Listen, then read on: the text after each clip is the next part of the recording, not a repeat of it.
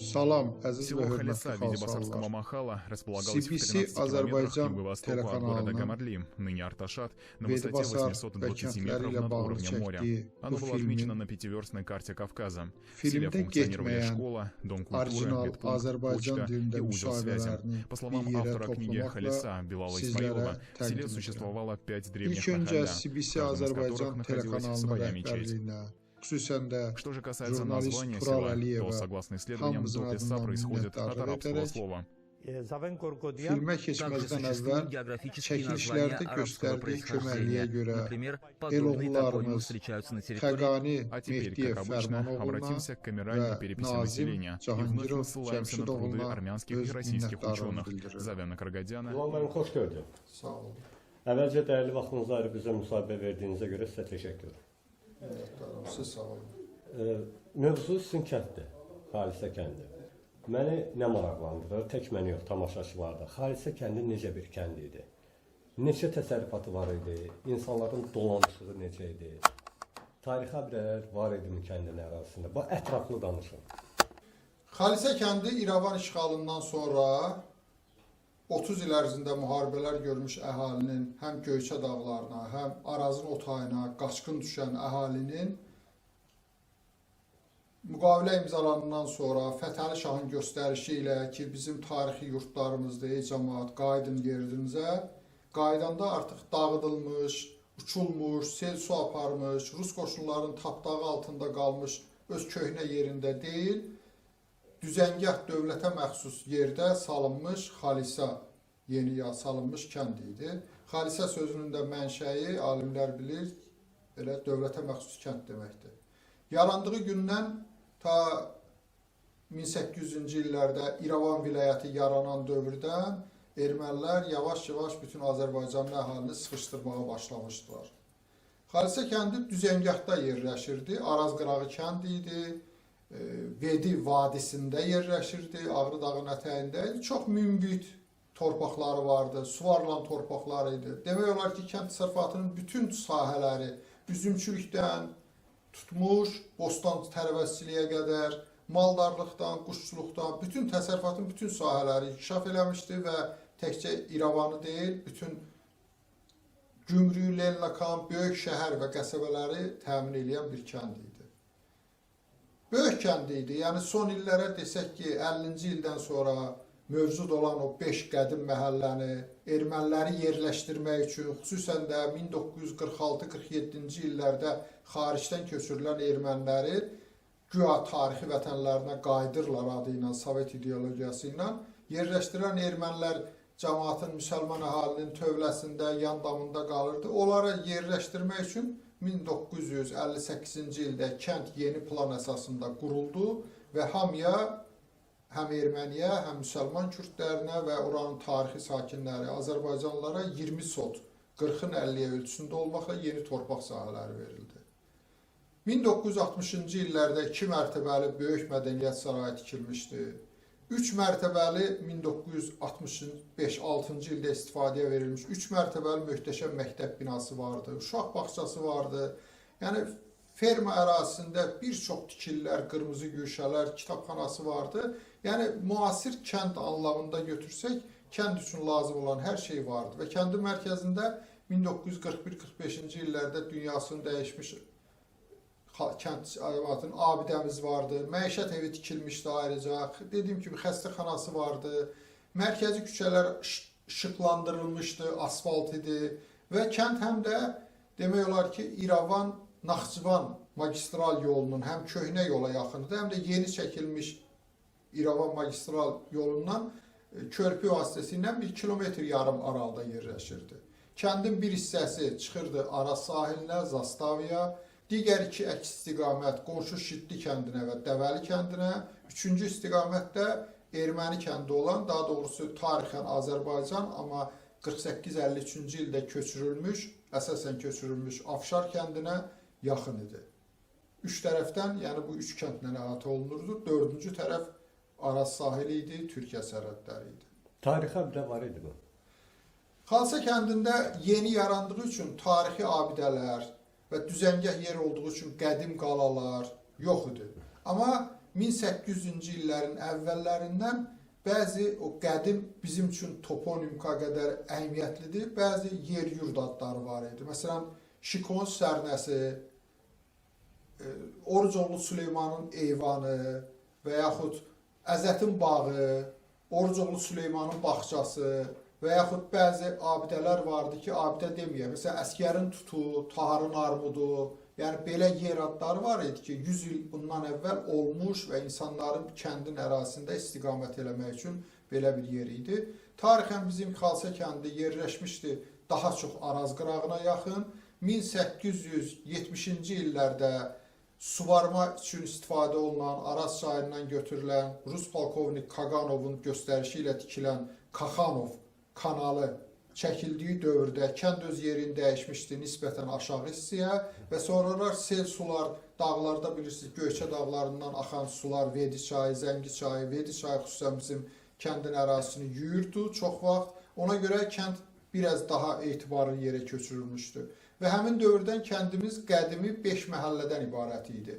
Aşağı məhəllə, Yasallı məhəlləsi, Muradxan məhəlləsi, Dəvəli məhəlləsi və Yuvalı məhəlləsi. Siz təsəvvür edin ki, hər bu 5 məhəllənin özünün xüsusi sərhədləri, yaşayan tayfa başçıları var idi və hər bir məhəllənin 4-ündə faktiki ünvanı, yeri bilinir, məscidi var idi.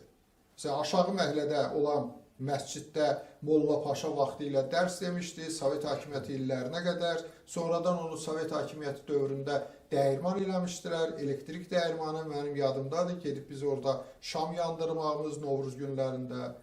Yuvalı məhəlləsində olan böyük məscid ən sona qədər, ən son tikilmiş məscid olduğu üçün qalmışdı. Müəyyən illərdə qadağa olsa da, taxıl anbarı kimi istifadə olunsa da, mənim ora taxıl daşımağım da orta məktəb illərində yadıma gəlir.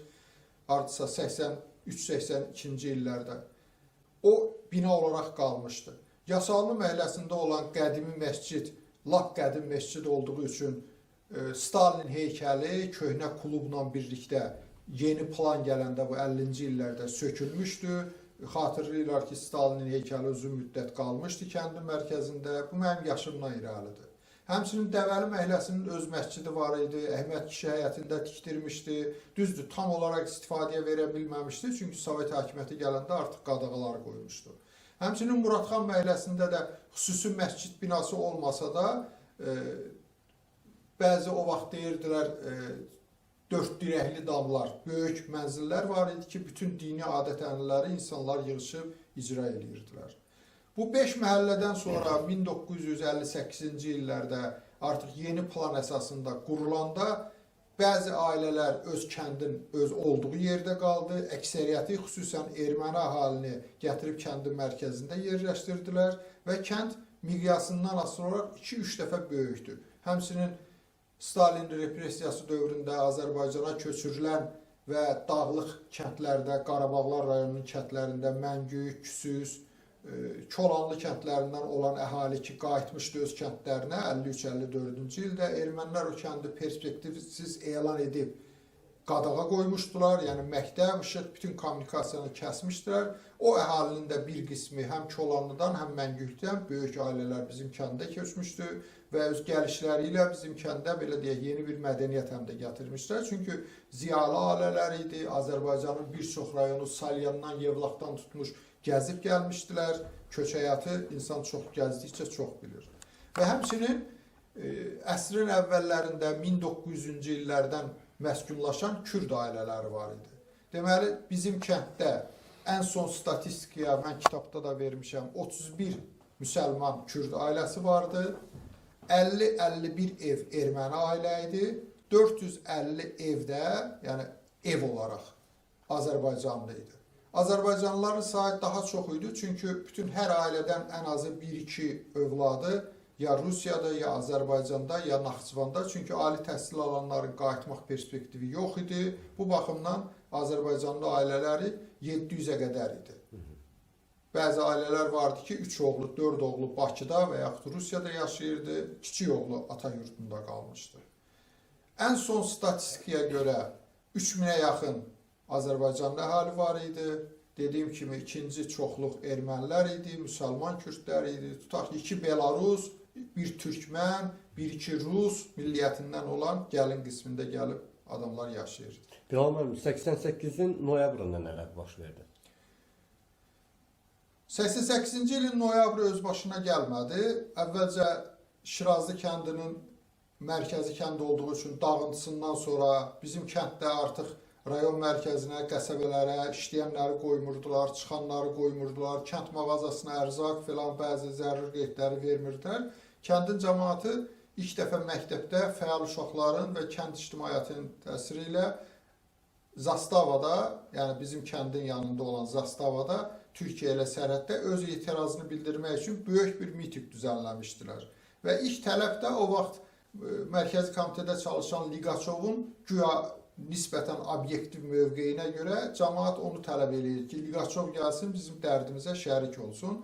Və bunu da erməni hakimiyyəti sözsüz ki, nəinki Liqaçova çatdırmadı, hətta vertolyot göndərib cəmaatı onun o püskürdüb, toz püskürdüb Araz qırağında, Kürün sərhədləri yanında çox insanlar zədələndi. Çünki o hava kütləsindən tikanlı məftillərə ilişdilər və onları zor gücünə dağıtdılar oradan. Düzdür, fəallar məftillərin birinci və ikinci xəttini, birincini qırmışdılar, ikinciyə cəhd eləyirdilər. Artıq son nəticədə göstəriş gəldi ki, silahlı soldatlar sizə baxmayaraq atəş açacaqdı. Ona görə o mitingdə o şəkildə dağıdılmışdı. Bundan sonra əhali artıq ümidini üzəndən sonra məcbur oldu bizim kənddən ilk böyük köç başladı. Əhali, vətənpərvər insanlar deyirdi, madem ki, ermənilər bizdən tələb eləyir ki, gəlin qoşulun bizə, Qarabağı tələb eləyək. Biz də sözsüz ki, kəskin etiraz eləyirik. Vətənpərvər insanlar dedi ki, Qarabağdırsa biz gedib Qarabağda yaşayacağıq, görə erməni necə alır Qarabağı. Ona görə Xocalıda və Şuşada məskunlaşdı. 50-yə qədər əhali. Mən özüm də oldum həmin dövrdə, çünki mənim iki bacım biri Xocalıda məktəbdə yerləşmişdi, biri Şuşada pansionatda yerləşmişdi. Orada da hakimiyyət o dövrdə etinasız yanaşdı, onları çıxardılar. Artıq geri qayıdandan sonra o vaxt bilirsiniz, əhalini Bakıya da buraxmırdılar, Azərbaycan rayonlarına buraxmırdılar. Məcburən insanlar tək-tək artıq köçməyə başladı. Və bu proses davam etdikcə son olaraq planlaşdırılmış şəkildə 30 noyabr günündə bütün erməni saqqallıları, Daşnaküsün Partiyasının təşkilatçılığı və rayon belə deyək, hüquq mühafizə orqanlarının dəstəyi ilə, birbaşa iştirakı olması da dəstəyi ilə silahlanmış erməni quldurları doldular kəndə, bir-bir evlərə daxil olub hamının evinin, əşyasının, çamadanını götürməyi tapşırdılar ki, qiymətli əşyalarını soyğunçuluq eləmək üçün. Topladılar kəndin mərkəzinə, əvvəl istəyirdilər bəzi o Daşnaküsün fəalları ki, aparıb başqa boş məktəblərdə doldurub əhalini yandırsınlar. Amma sağ olsun Sədərək cəmaatı həmin dövrdə bizim kəndə də, ümumiyyətlə Şərur rayon zəhmətkeşləri, Tahir müəllim o vaxt katibi idi. Çox dəstəyi oldu, onların köməyi ilə hərbçilər gəldi və kənd cəmaatını belə deyək, müşayiəti ilə, hərbçilərin müşayiəti ilə sağ-salim çıxarmağa nail oldu. Düzdür, orada soyğunçuluq çox olmuşdu, mal mülkünü çox talamışdılar, döyülən, diri-diri bastırılmaq cəhdləri çox olmuşdu. Amma insanlar 30 noyabr günündə son olaraq bir nəfərə qədər Xalça kəndindən çıxarıldı. Ölən olmadı. Ölən... Yəni, bura gəlib dünyasını dəyişənlər demirəm, kənddə. Kənddə yox, bizim kənddə, çünki bizim kənd çıxanda, hələ Şiddi kəndi, qonşu Şiddi kənd tam olaraq Azərbaycanlı idi. Ermənilər ora heç girə də bilmirdilər. Çünki bizim içimizdə 50 ev erməni olduğu üçün, belə deyək də, içalatımızı bilirdilər, kimdə silah var, kimdə nə var, bilirdilər ki, Əliyalın cəmaatdır, tək-tək adamlarda tüfəng vardı, o da çıxarmağa cürət eləmirdi. Çünki həm tutacaqlar, həm belə də cəzalandıracaqlar. O baxımdan canlı sürətdə ölüm olmadı. Amma o hadisələrin nəticəsi olaraq biri elə mənim nənəm, Gülgəz Məhəmməd qızı, 80 yaşında zorla ayaqları tutulmuşdu, gözü tutulmuşdu, zorla çıxarıldı və gətirilib ermənilər artıq belə deyək, evləri bir-bir axtarıb soyğunçuluq eləyəndə gətirib atdılar yük maşınına, o da gəldi Sədərək postunda, əmimgil, əmmin ailəsi yədurdu. Bir ay yarım xəstəxanada yatdı, yanvar ayının 8-də, demək hadisədən 40 gün sonra dünyasını dəyişdi. Aldığı zədələrdən bir-iki nəfər də ehtimal edirlər sonraki dövrdə dəyişdi. Ancaq biz hesab edirik ki, bütün Bakının ya gələn bütün xalsallar o aldığı vətəni itirdikləri stresindən, ürək ağrısından hər kəs ürəyini, dünyasını dəyişənlər hər kəs o dərdlə dəyişdi. Bir epizodu deyim, saxlayarsınız, saxlamazsınız. Atam bu həyətdə olurduq. Tez-tez deyirdi ki, ay Bilal, gəl bir maşın tut, mən aparat kəndə gəl. Deyirdim ki, ata, axı biz 88-ci ildə neynədik? Gəldik Füzuliyə, evimiz dəyişdik Füzuliyə, Füzulidə qaldıq. Evdə də kənddən də çıxanda biz bir 10 gün tez çıxmışdıq. Yəni evdə nə lazım idi gətirdik, 2 dənə trallerlə. Baxmayaraq ki, hamısı qalmışdı Füzulidə. Yadından çıxırdı, çünki qocalmışdı yaddaşı. Səhərsi gün bir də deyirdi, mənim üçün xalsa o atamın arzuladığı, amma mənim onun o son arzusunu yerinə yetirmədiyim Niskilimizdir. Qaydası olsuz kəndə ilk aran ziyarət eləyəsiz onları. Ziyarət olunası yerlər çoxdur. İlk növbədə öz evimizi, doğulub boya başa çatdığımız o 2 mərtəbəli ev ki, ailəmizin 11 üzvü orada doğulubdur. İlk növbədə evimizi, çünki ora bizim ocağımızdır. İkinci, sözsüz ki, məktəbimizi, 10 il təhsil aldığımız və həmçinin məzarlığı. Babamın məzarlığı oradadır, ən yaxın ailə üzvlərimizdən. Əmmi oğlu cavan dünyasını dəyişibdir, Eyvaz onun məzarlığı oradadır və digər bütün qohumların. Bilal mənim, sonuncu sual. Kəndi tərk eləyəndə çönüb geriyə baxdınız. Mən o dövrdə tələbə idim, mən o faciənin içində olmamışım. Amma yəni indi də kəndlə yaşayırıq. Mən gördüyüm işlər filan. Allah köməyiniz olsun.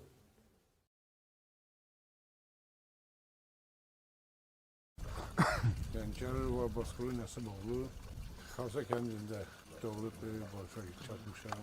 Siz də bax, Orta məktəbi kəndiniz haqqında danışın, görək kənd necə kəndiydi? kəndimiz Ağrı dağının ətəyində, Ağrı dağının günü çıxanında demək olar da, şərq hissəsində. Ancaq arada Araz çayı idi. Türkiyə ilə həmsərhəddik. Kəndimiz ərazisi birbaşa Araza deyilənirdi. Müasir kənd idi, o dövrün tələblərinə uyğun. Ancaq ki, Azərbaycanlı kənd olduğuna görə bizdə qazlaşdırılmamışdı o vaxtda. Qaz deyilən şey yox. Dolanışığımız yaxşı idi. Cəmaat azadlısı da orada yaşayıb. Baxmayaraq ki, kənardan gələn ermənilər 20-ci illərdən sonra, 15-ci il hadisələrindən sonra kəndi ermənilər yerinə sıxınlaşmışdır. Bedi rayonu əksəriyyəti, 99% hamısı Azərbaycanlılar təşkil edir, kəndləri. 2 kənd var idi.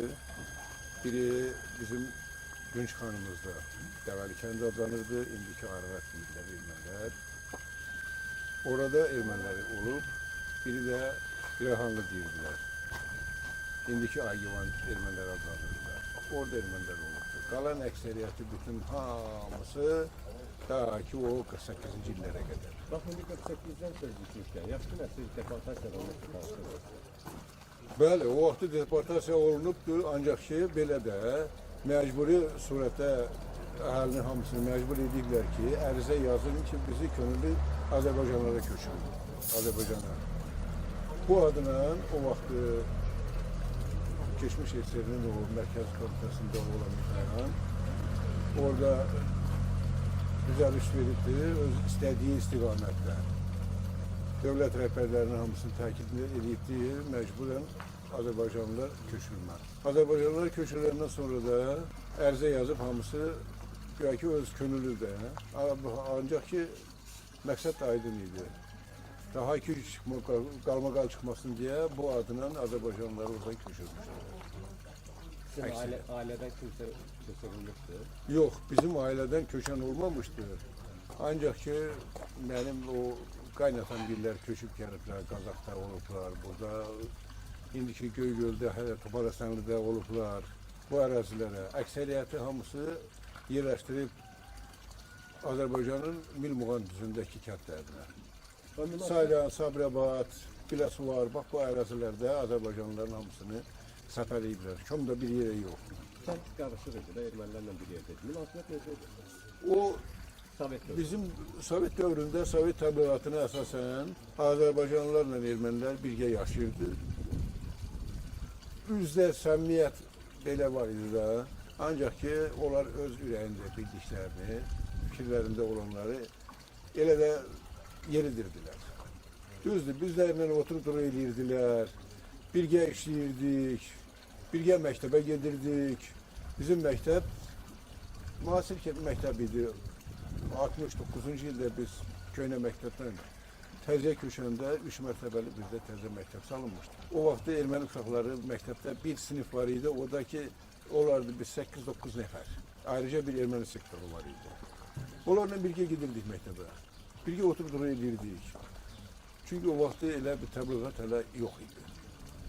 Ona görə də birgə yaşayırdık. Bir yerdə oturub çörəkdə yeyirdik, nə bilim bir klubda kinoya gedib baxır, otururduq birgə.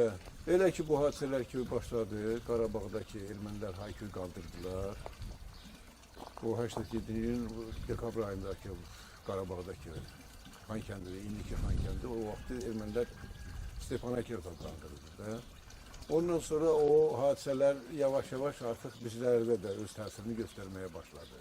Ermənilərdə bizə qarşı baxdıq, o qabaqki münasibətdən əsər əlamət qalmayıb. Mən özüm, Asim müəllim də bilir ki, 75-dən Sovet ordusunda qulluq edmişəm. Ta ki 92-ci ilin bax bu müharibəsinin dövründə də buralarda iştirak edirdim müharibədə. O dövrdə yaxşı idi münasibət. Elə ki mən səhər tezdən ki çıxırdım işə getməyə, cavan yeni yetmə erməni uşaqları gözümüzün qabağında böyüyən uşaqlar idi. Artıq bizə başqa gözlə, ikrak hissi ilə baxırdılar. Şəxsən mən o vaxtı indiki Gizir deyil, Sovetin dövründə Praboşik məktəbini tutarıb gəlib hərbi hissədə qulluq edirdim də Yerevanda, şəhərin özündə. O qonşu uşaqları hərdən bir keçəndə o bir erməni var idi, Moquş deyildilər. Onlar da gəlməydi, kənardan gəlmişdilər. Bizə gələnlərin əksəriyyəti Suriyadan, Türkiyədən, İrandan gələnlər idi, var idi əvvəllər. Sonradan o İrandan gələnlərin əksəriyyəti bizdən yuxarı Afşar kəndi var idi. Oraya daşındılar, köçdülər, dəyişdilər. Nə bilim, rayonun başqa kəndlərinə də. Yerdə qalanlar da ki, son zamanlarda başladılar bizdən artıq da o münasibət olmadı. Və deyirlərsə yerli ermənilər ki, çıxın gedin. Yəni. Yox, o hadisələrə qədər, bu Qarabağ hadisələrə qədər heç kim heç nə deyə bilmirdi. Çünki mən hələ o vaxtı balacaydım, 65-ci ildə ermənilər bir cəhd elədilər ki, o qondarma soyqırımın 50-liyini qeyd eləsinlər. Yerevanda da, bütün Ermənistanın ərazisində də. Ancaq Sovetin o vaxtı dövründə möhkəm vaxt idi. Nizam-intizam vaxtı var idi də. Qoşunu yeritdilər, bir erməni çölə çıxmağa imkan vermədilər. O baş tutmaq. Sonradan zaman gəldi elə ki, artıq da Sovet hökuməti vaxtladı, dağıldı, getdi. Mərkəz Komitənin birinci katibi adı Qarbaçov başlı-başına buraxdı hər şeyi. Ermənilər də fürsətdən istifadə edib başladılar baş qaldırmağa. Bax, kəndin son günlərini necə xatırlayırsınız? Axırıncı kənddən çıxan elə son günləri mən olmuşam. Mən Yerevan şəhərdən biraz yuxarıda bizim hərbi hissəyə idi ki, yaşayış məntəqələrindən biraz aralıda olmalıydım. O hərbi hissənin komandirindən cəza aldım, qarışıq idi vəziyyət. Noyabr ayının 30 günü komandirdən icazə aldım ki, mən dedim ki, ailəmi burada vəziyyət belədir. Ondan da qabaq komandir təkid elədi ki, ailəyi hərəkət etsin hərbi hissəyə. Getdi bir müddət qaldıq, bir ay, 2 ay qədər o hərbi hissədə qaldıq. Sonradan Sumqayıt hadisələri ki, yatmış oldu, elə ki, biraz sakitləşdi. Sonradan da mən baxdım ki, atam, anam yaşlıdırlar da. Ailəmi götürdüm, qayıtdım bir də kəndə. Kənddə də yenə eləcə o vəziyyətdə kənd yavaş-yavaş başladı artıq təşvişə düşmeye. Ələlxüsusda ki, may ayının 4-də bizim qonşu o Şirazlı kəndinə ki, basqın elədilər ermənilər. Evləri daşqalaq elədilər, yandırdılar, dağıtdılar. Ondan sonra cəmaat artıq başladı yavaş. Gördülər ki, bunun sonu günü-gündən bədləşir. Sizdə kənddə ölümlük nə oldu? Şəxsən ölüm olmadı, ancaq ki, o döyülüb zərər çəkənlərin, o zərbə alanlardan gəlib burada ölənlər oldu, var idi Hüseyin müəllim. O kadar dövmüştüler ki baş gözünden sonra elə onunla da geldi burada müalicəzat fayda vermedi. Bizim əmimin bir nəvəsi var idi. Onu o kadar dövmüştüler 2 yaşında uşaqlar ölmüşdü. Şəxsən mənim qardaşımı noyabr ayının 30 günü ki bizim kəndə baskın elədilər.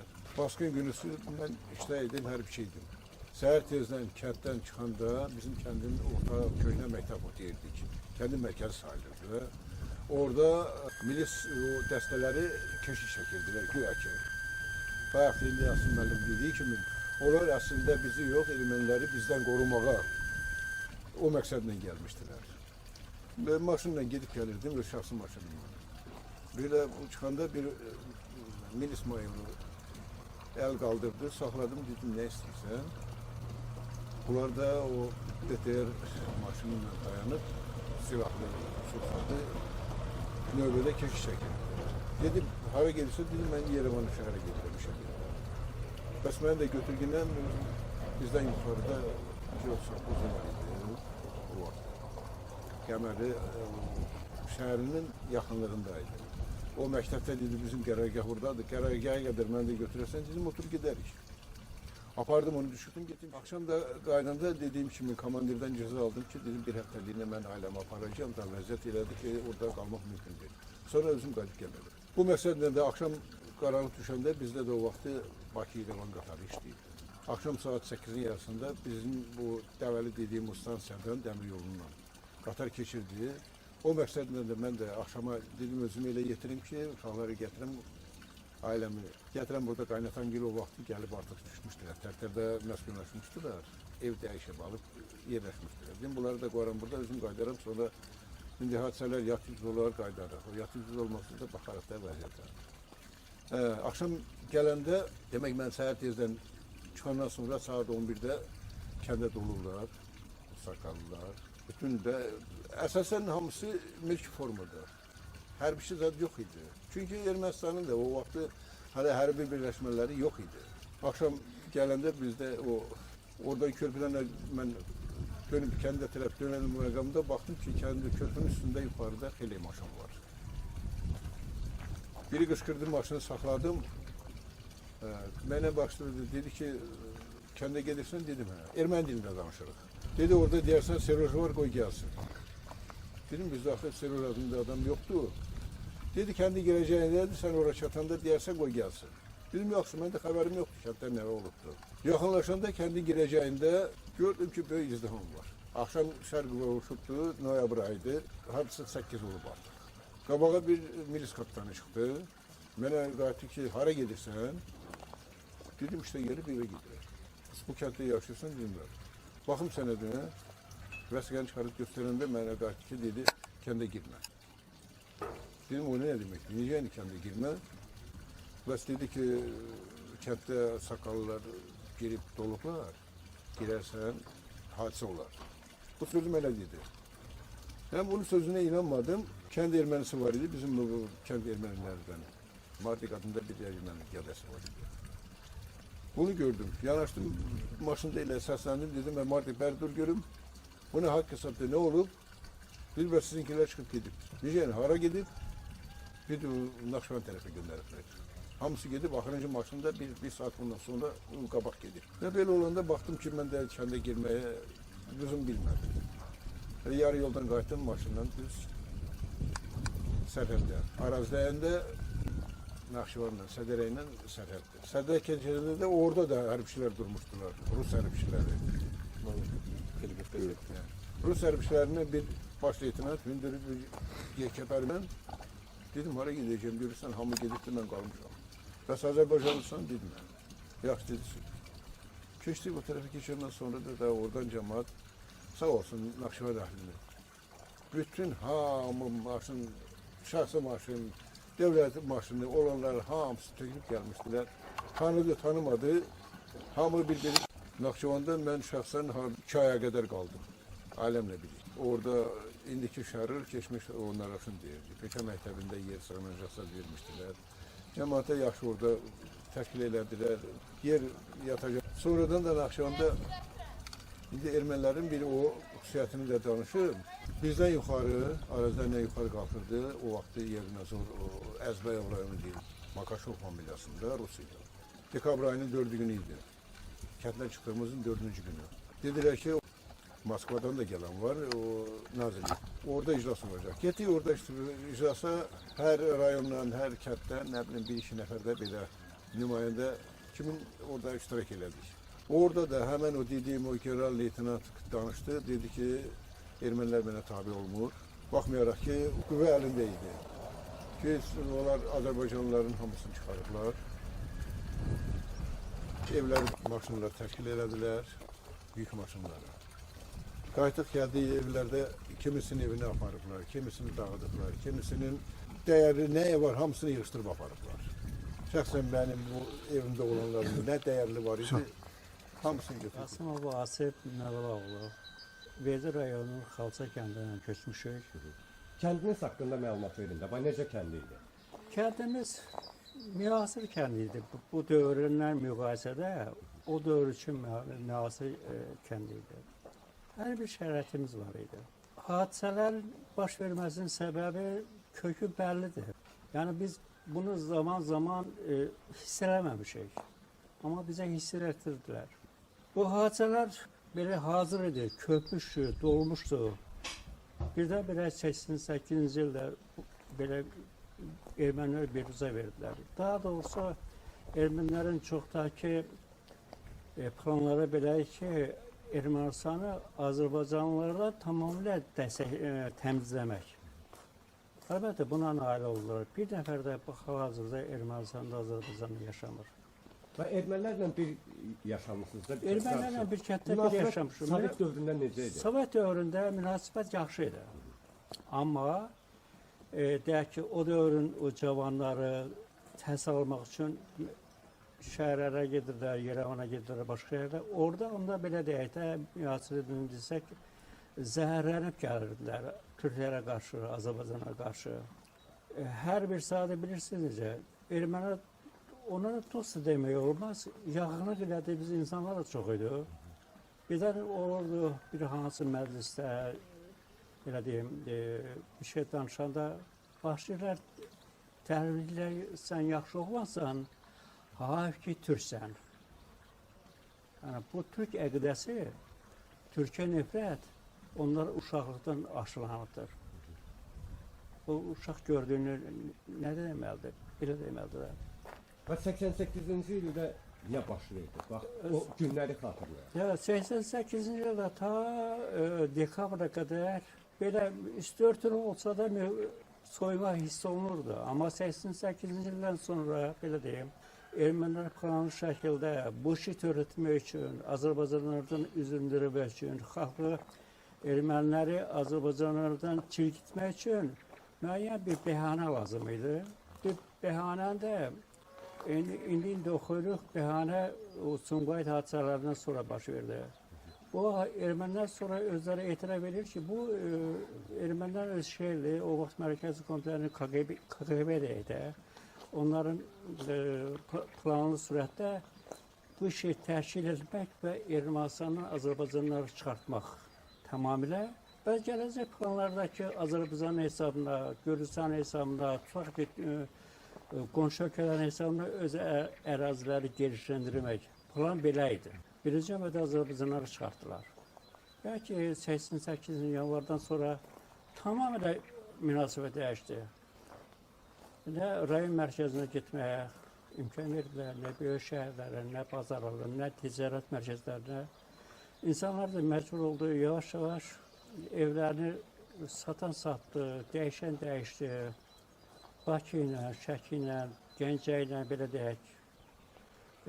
Biz də evimizi bu kəndlə dəyişdik, Erməni kəndinə dəyişdik. Gələn ki, bu kənddə belə deyim, 88-ci ilə qədər bir dənə də olsun Azərbaycanla yaşamayıb. Gələndən sonra çox maraqlıdır ki, Aran yerində Azərbaycan kəndi indiyə qədər niyə qalıb? Düzdür, erməni yaşayırdı dağ-dağ yerlərdə, dağlarda, səfalı yerlərdə yaşayır. Bura gələndə Hala özləri də buradakı ermənilər deyir ki, biz çıxmayacağıq. Amma şərait elə gətirdi ki, məcbur olub çıxdılar. Bu ixtisaslar başlayanda siz oradaydınız Yəni, kənddə. bir ara biz oradaydıq. Nələr baş verirdi, onu danışın. Belə deməli, ixtisaslar başlayanda əhali seyrəldi, çox seyrəldi. Dəqiq əhalinin sayını bilmək üçün belə erməni hiyləsi işə düşdü. Gəllər hadisələrdən 2 gün qabaq yollar bağlanmış, da çıxmaq mümkün deyildi. Kənddə şahidlədilər ki, güya kənddə kolxozda işlər tökülüb qalıb, onları kömək eləmək üçün işçi qüvvəsi tələb olunur. Sayırlar bu evdən, o evdən, o evdən, bu evdən, neçə nəfər. Deməli, müəyyən elədir ki, kəndin çoxusu köçüb. Yəni, evlərini deyək ki, az bir miqdarda qalıb. 2 gündən sonra səhər tezdən, saat bəlkə də 5-dən ermənilər kəndin ətrafına yığıldılar. Və plan qurdular ki, cavan uşaqları məhəllələrə saldılar ki, bəs sizi Azərbaycana köçürdürük. Çox verş götürmək lazım deyil. Cəmaatın əhval-rüyəsi, yəni nə qızı varsa cəmaatına yığın. Götürün, siz köçürdük. Cəmaat bunların sözü inandı. Dedi, kimin var idi, puldan, qızıldan, paradan götürüb cebinə qoydu. Kimi əbsumqası. Hamısını yolda döydülər, əllərini aldılar. İnsanlar çox sıkına saldılar. Hala onların fikirdən başqa idi. Sonradan hansısa bir belə deyək, xəbər əsasında Naxçıvandan həmin bizim kəndə ordu qüvvəsi yeridir. Ondan sonra dəyişdi və cəmaatı avtomobillərə dolduraraq gətirirlər, sədərək postundan keçirdilər şəhər rayonuna. O hadisələrimiz belə oldu. Ondan sonra da cəmaat yavaş-yavaş yerdə qalırdı, yerə qayıtı evlərə dəyişib çıxdılar. Bəs Sovet ordusu nə edirdi bu hadisələrdə? Sovet ordusu belə idi də, əvvəlcə hadisələr olmamışın qabaq, kəndin qıraqlarında Sovet postları var idi, polis şöbələrine gəlmişlər, Ruslar da var idi, ordu da var idi. Onlar dolayısıyla yolla deyirlər ki, biz sizi müdafiə eləməyə gəlməmişik. Biz erməniləri müdafiə eləməyə gəlmişik. Həqiqətən belə idi. Onlar heç bir şey eləmədilər. Onların gözü qabağında belə deyir, insanlar döyüldü, söyüldü, var yoxları əlindən aldı. Bir kəlmədə qarışmadılar. Çünki niyə? Bu vaxtında quraşdırılmış, düşünülmüş bir planın tərkibçəsidir. Yerli ermənilər əvvəlcədən deyirdilər ki, çıxın gedin, yoxsa? Ermənilər belə deyirdi də, biz sadəlövlüyüz ucundan bunları anlamamışıq. Həmişə bir, deyək ki, yer düşəndə deyirik ki, eli qız, qoğumları qız, hamısı dağın o üzündə, yəni Azərbaycan o üzündə. Köç gedir, bir, ikincisi bir də insanlar təzə ev tikəndə, him qoyanda gəlib lağla deyirlər ki, tikin, axırda bizə qalacaq. Bir də çox maraqlı, Sovetə vaxtında hər bir tikinti ləvazimatını gətirmək qeyri-mümkün idi. Amma çox maraqlı ki, orada ermənilər rayon mərkəzindən, o tikinti yerlərindən insanlar gətirib özlərini ev tikmək icazə verirlər, daxili qaydada. Niyə? Tiksinlər axırı bunlara qalsın. Həqiqətən elə oldu. Ona görə uşağın əlindən götürüb çıxmışıq. Ev tamamilə qaldı onlara. Sənədləri götürə bildik. Çıxın, sənədlər də hamısı üstündə idi. O vaxt bizi küçədə yaxalayanda sənədləri göstərdilər. İstədilər ermənilərdə tutuluya. Orada biri var idi. Yəni ki, insaflı idi. Dedi ki, bu sənəddir də, bu gedib harcısa bizə yardım olundu. O yardımdan gəldi, bu kəndə çıxdı. Burada da bizə az miqdarda yardım olundu. Amma tamamlı olmadı. Tamamlı olsaydı başqa məsələ. Onun sonra özünüz burada kət yerədir. İşçilər yolda geçib. Yəni addım, indi bu saat yuxuda mənim hövrən qaldırsan falan yerdə nə var, deyərəm, neçə addımdan sonra falan yerdə falan şey var. Yəni o dərəcədə yaddaşımızda qalıbdır. Buyurun. Belə çıxdıq, yəni küçələr hamısı ermənilərlə doludur. Atam dedi ki, yəni buradan çıxaq. çıxarda zastav yetərəm. Burada oraya gələndə biz gələnə kimi o yolu kəsmişlər. Biz məcburi qaçdıq bu tərəfdən gedək. Bu tərəfdən də keçəndə belə turba var, gələ o qarxon arxı. Gələ o turbanın üstündən keçər, yaşlılar da keçənmir daxı. Məcbur idi ki, məsəl üçün kişilər, o qadınlar, o yaşlı qadınları kürəyində keçilir. Özlər gedəndə gözü qaralır, keçənməzlər, turba nə deyirlər. Orada keçəndə də keçdik orada vertolyot gəldi. Bizə yəni köməyə gəlir də, yəni bizi yığar aparar da. Məsələn, orada gəldi orada fırlandı, dostman qalxdı bir-birinə. Gözü görmədi, çığırışma, hamı qaçlar, uşaq, qoca, cavan, hamısı qaçdı bir-birinə. Sonra qayıtdıq şeyə ki, yəni bizə kömək edirlər də. Bizə dedilər ki, yox, gəlin maşınlara dolun, siz apararlar. Maşınların yanına çatında da arada uşağı, qız, Allah'ın olsun kızların parmağına üzü çıxar da tulba dedim. Biz var indi həqiqi mənada. Kimin pulu var, pulunu əlindən alırdılar. Yəni dəstə elə bir dəstə düşmüşdü ki, cəmaat soyurdu, ancaq cəmaatı soymaq idi. Sonra dolurdular maşınlara, gəldilər körpü var. Körpünün altında saxladılar ki, sizi sədərəyə yaparalar. Arazidəyin post var, sədərə ilə bizim aramızda post var, Arazidəyinin postu. Yox, oradan sizi verəcək sədərəyə, keçidəcək ora. Gəldilər orada demədə, buradan da bizi istiqamətimizi aparacaqlar idi. 20 maşındır, 30 maşındır, hamını doldurub, arvad uşaqlı yetilir maşına. Sonra bu arvadlar çıxırdı ki, bizi qıracaqlar. Sonra bir Naxçıvandan vayenli gəldi, Beterlə. Gəldi, qalxdı şeyin üstündə, bunlar mostun üstündə, biz mostun altında, mostun üstündə belə daşlar yığırlar ki, oradan atarlar maşının içine. Ki cəmaatı qırarlar da. Orada da oldu ki, vayen qalxanda şeyə, bunlar qaçdılar, şeylər qılıb qaçdılar. Qaçandan sonra da gəldi şeyin canında dayananda, bunlar dedi ki, belə getməsin, belə gedir. Bunlar dedi ki, yox, belə getməlidir bunlar. Cəmaat belə aparmalıdır. Cəmaat da yığdılar, gəldi arazində düşdük. Oradan keçdik Sədərəyə.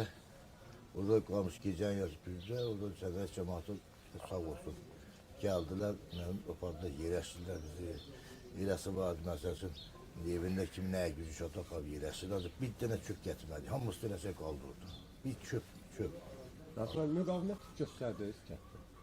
Göstərdik, bizim müqavimətimizi göstərməklə nə faydası var? Onlar bizdən güclüydü. Biz ona nə edə bilərdik? Onlar bir küçüyə bəlkə 30 dənə tığa tökülmüşdü. O tığağın qabağında belə armaturlar, tığağın qabağında, o armaturan qabağında sən nə edəsən? Ancaq arbaşıq olmasa bəlkə müqavimət vardı. Arbaşığa görə bir şeylə hərəkət edəmirdi ya. Ölen yaralanan oldu mu? Çox olan qədər adam böyüdülər. Kaburgası qırılan oldu, kolu qırılan oldu. Allah'ın başı partlayan, 2-3 dənəsi başı ilə beləcə bölünmüşdü. Armatura nətən vurmuşsa arxadan, baş beləsi elə bir şey ki, yarı. Orada bir gəldi ki, yaşamadı, burada 3-4 ay qalmadı, öldü. Belə zulümlər elədilər bizə, dəhşətli. Çox bizə zulüm verdilər. Bir dənə adicənə bir çöp çıxardanmədik, Allah'ın olsun. Neler koydunuz orada? Orada nəyimiz oramız qaldı, nə gətirdik. Bizim maşına doldurup gətirib, oradan keçidlər tutardı getirməzsən. Abi nə gətirə bilərdik biz orada. Sizin yaralanan kardeşiniz oldu diyorsunuz. Sağlanan kimiydi? Qardaşım rəhmətlik idik. Orada qabağa qayıdıb evə çıxan şeyləri götürən sənədləri, yolda qabağını kəsmişlər. Orada dalaşanda bunlar vurmuşlar, qaçmışdı. O qoçaq evin tazı, onların qabağında oynaya bilərdi ki, onlar çox bu tək. Bəs yerli ermənilər müdafiə eləmirdi sizə? Yox, heç də eləmirdi, yalandan elə hamısı gizləmiş, yoxa çıxmışdılar. Elə ki, bu bir kətdə onunla yaşamır. Özdə onlardan bir nəfər yolda hamımız qıraqdan gəlmiş. Asu belə seçibsə sağ qalıb, başda keçər. Kendinizi görürsünüz də sosial şəbəkələrdə. Görürəm, bəli. Öz eviniz durur mu orada? Durur, bəli, durur. Bizim elə görümüzdəki erməni elə girib də bizim evə çıxmır. Elə orada qavağının qurduğuydu ya. Və o görüntülərə baxanda hansı hisslər keçirirdi? Hansı isə çox pislər keçirir. Orada bütün hər şeyimiz orada qaldı, doğma vətən. Orada babalarımız, əmlərim, hamısı orada dəfn olur. Bütün hamısı orada. Pislərlər orada. Nasıl var? Qaydası olsuz ilk aran ziyarət ediyorsunuz. İlk mən qəbirstanı ziyarət edirəm. Babamın orada, mənim şeyim, hamısının orada, əmilərim. Birinci gedəndə ora giderəm. Məzarlıq dururmu? Çətin inanmıram. Tazı yerini mən bugünkü gün yanındadır. Yəni yeri mən o nə qədər dağılsa da mən bilirəm hardadır. Yəni o yeyindən bilirəm də. Yəni uşaqda çox geyib gəlmişəm. Yəni yaxın idi bizə evə tərəf. Bilirəm ki, hansı istiqamətdədir. Dağılsa da yəni bilirəm ki, yəni bu istiqamətdə girən kimi bu filan yerdən. Yuxularda görürsünüz. Görürəm, ne görmürəm. Ətən ola yuxuya girməyə, məsələn, indi mən də orada indi 16 yaşında, 17 yaşında çıxmışam buradan. Yəni yenə də mən elə o evimiz, qapımız, bacamız, hamısı mənim böyük gözüm qabağındadır. Mənim mal heyvanlarımı, qoyun, malım hamısı qaldı orada. Çıxardıb otarırdı, məktəbdən gələn kimi bab otarıb gətirirdi. Girirdi, meyvə yığırdı. Çünkü kendi maşallah əriyə ağaçları, armud ağaçları gidip yığıp yiyirdi, uşaqlar hamısı da bu tat gözümün qabağında gəldi. Zulum Məktəbdə verdi. bir yerdə oxumusunuz, bir evlərlə, yoxsa? Bəli, bəli. Biz bir yerdə Bax, onda oxumuşuq. münasibətiniz yox. Münasibət yox, gedərək dolaşırdıq. Mümkün deyildi çünkü onlara elə bir toxum sərpişdə mümkün deyildi. Piləkəndən düşəndə birdən baxırdın ki, məsəl üçün də belə şeylib keçirdi, məcburdun ki, sən ona cavab verəsən. Çünki onların qanında var idi. Bilsən, danışıb bir saat buna sənə danışıb, birdən burada piləkəndən düşəndə böyründən bir gedir. Çünki mümkün deyildi onlara. Çünki onların qanında var, xarab idi. Sizə türk işlərlə incəydi. Belədir, indi. Tütləyəndə dabar kopurdu. Amma əslində Tırladı, tabii bize bir de... də müsbət şeyləri o idi. Evet.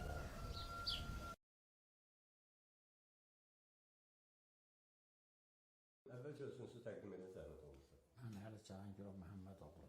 88-ci il hadisələrinin keçməzdən əvvəl 88-ə qədər ermənilərlə münasibət necə idi? Ermənilər münasibət yaxşı idi, pis deyildi. Yəni, aramızda söz-söhbət yox. 88-dən sonra başladılar, ayrı söz-söhbətlər oldu. Nə oldu? Səbəb nə oldu? Birdən-birə belə münasibət dəyişdi. Səbəb köşkünlü Qarabağ məsələsi. Onlar həmişə deyirdi ki, Qarabağ bizimdir. Biz də orada deyirdik ki, Qarabağ Azərbaycan torpağında Azərbaycandır. Bax, bundan sonra başladı hadisələr. Köşkünlü eləyəndə də onlar günüz idi, saat 9-10 olardı. Kəndə hücum elədilər, kəndi çıxartmaq üçün. Orada hadisələr belə oldu ki, bəzi adamlar tez çıxdı, getdi, bəzi adamlar qaldı. Məsələn, biz qalmışdıq, atam gil getmişdi, mən qalmışdım orada. Mən öz evimə görə qalmışdım. Qonşunun evi köçəndə onlar Kamaza veşi yığında, biz də o veşin içinə girdik, qonşunun oğlu Elmanla mən. Orada divan vardı, divanın içinə gizləndik ki, bizi görməsinlər, keçək gedək Azərbaycana keçək. Gəldik Ardaşat kəndinə. Ardaşat kəndində maşın qavağını kəsdilər. Kamaza sürən Rus idi. O istədi, qaçırdı bizi, onu vurdular, döydülər. Qabağını kəsib, yıxılayıb döydülər. Ondan sonra girdilər Kamazın içinə. Əllərində taxta vardı, üstündə mismar vardı. Elə bir mina axtarırdılar. Həmin onunla belə-belə axtarında mən qıçıma vurdular. Buranda keçdi qıçıma. Mən qıçağırmadım, qıçımı qaldırdım. O çəkəndə qan getdi. Sonra bunu bildirmədim ki, oradayıq. Sonra qonşunun oğlu Elmanı vuranda, Elman çığırdı, vaymama deyəndə bildilər. Girdilər bir 5-6 nəfər bizim ölkəmada döydülər. Yerdən bir daş atdılar, mənim başımdan dəydi, qan töküldü. Qan töküləndə mən Ağsaruşda girmişdim. Bütün qana batdım. O müddət polislər gəldi, bizi onların əlindən aldılar, apardılar, Ardaşatın türməsi vardı. Bir otaq vardı, ora qatdılar. Ora qatından sonra 2-3 saatdan sonra Elmanı apardılar həkimə. Orada başını sarıda, onu çox zədələymişdi, böyründən çox vurmuşdular, başı qanamışdı. Nəysə, oradan gətirdilər, bizi ora qoydular. Sonra səhərsə saat 11-də bizi gətirdilər, yenə Xalsa kəndinə buraxdılar. Namazı da gətirdilər, biz də. Orada elə bir Elmanın atası elə bilmişdi ki, biz ölmüşük. Daha çadırzaat qurmuşdular ki, biz ölmüşdük. Ondan sonra qaldıq 2-3 gün, sonra bizi yenə köçürdürdülər.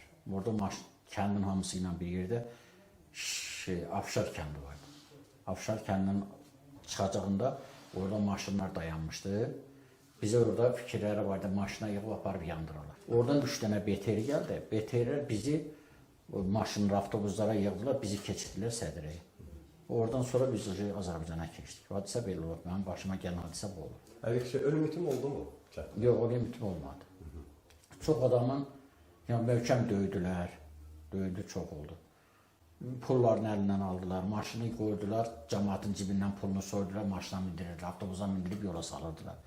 Kəndə hücum eləyəndə təbii ki, kənardan gələn ermənilər idi də. Bəs daxildəki ermənilər Daxildəkilər göstəriş verirdilər. Ki filan yerdədirlər, filan yerə girin, filan kəsin üstündə bu pul var. Mənim dostum Cahangir vardı, üstündə 7800 manat pulu vardı, evini satmış, torpağını satmışdı.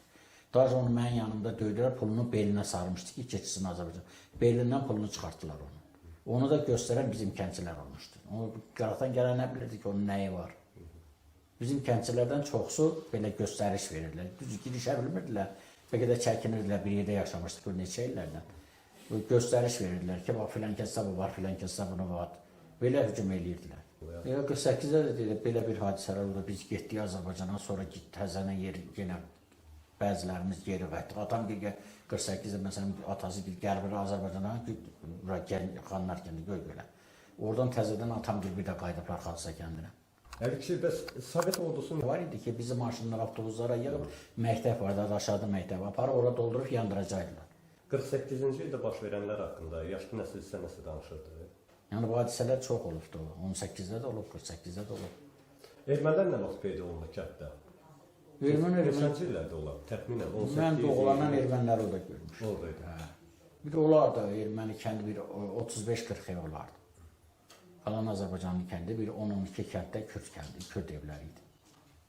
Kürdlər də sizinlə bir yerdə çıxdı, yoxsa onlar qalmışdı? Yox, Kürdlər də bir yerdə çıxdı. Bir-ikisi qaldı, ancaq qalan hamısı çıxdı bizdən beri. Silahlar alınmışdı kənd cəmiyyətindən, yoxsa? Silahlar vardı, tüfəklər vardı, qoşalülələr vardı. Gəldilər elə bizim öz küçəmizə. Basılar gəldilər ki, buralarda silah var, döyüb əllərindən alaq. Atışma az qaldı onlarda. Atışmadı, ancaq atışma az qaldı ola.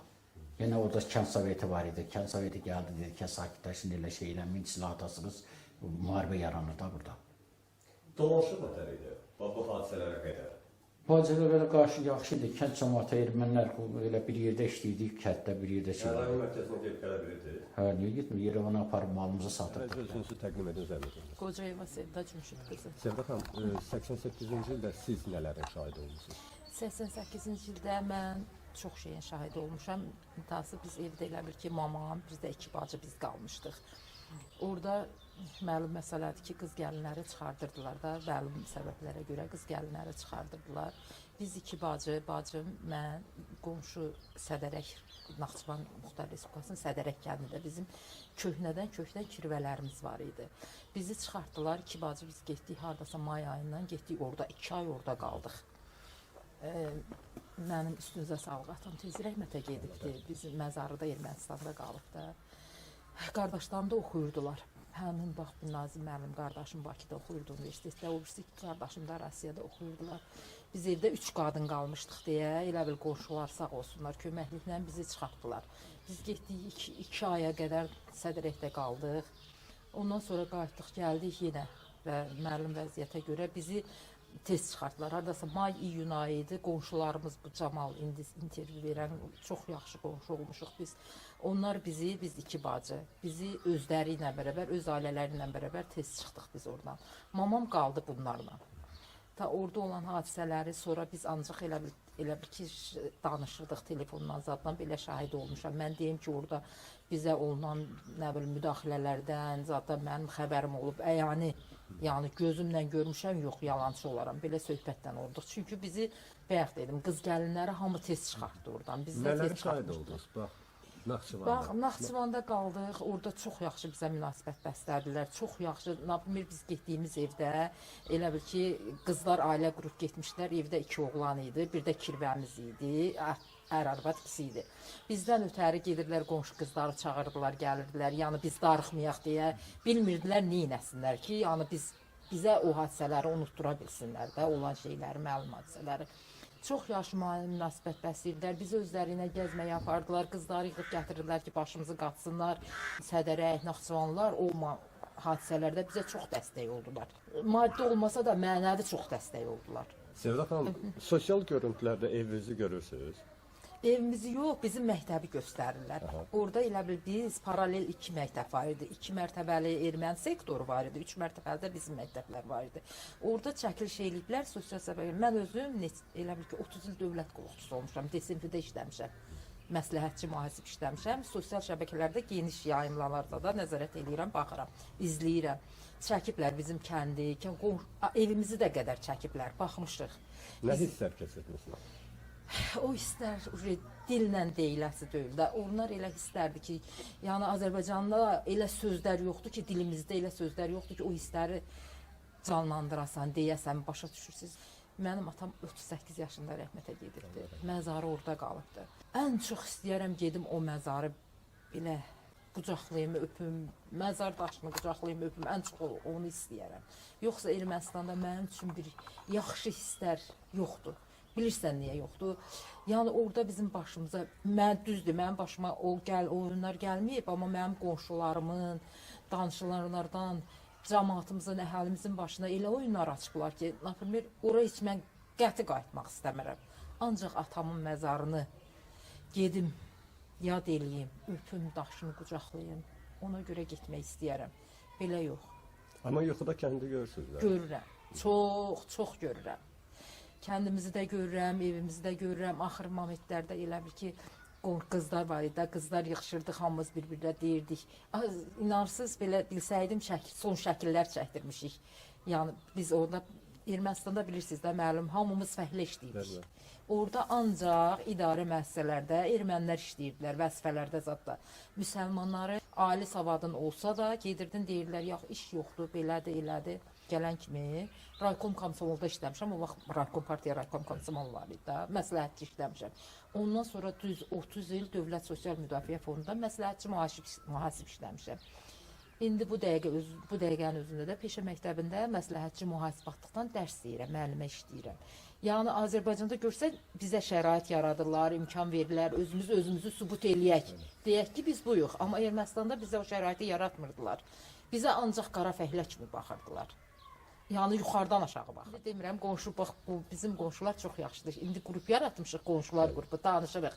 Şəkilləri göstəririk, bax filan vaxtı filan şey oldu, filan vaxtı. Xoş xatirələrimiz özümüz üçün var. Sevda xanım, bəs rəsmi sənədlərdən nə götürə bildiniz? Sizdə nə qaldı? Rəsmi sənədlərdən biz sənədlərimizi, mən demirəm, mən tez çıxdım. Noyabrda elə bir o hadisələr oldu da, noyabr ayında. Mən tez çıxmışdım deyil.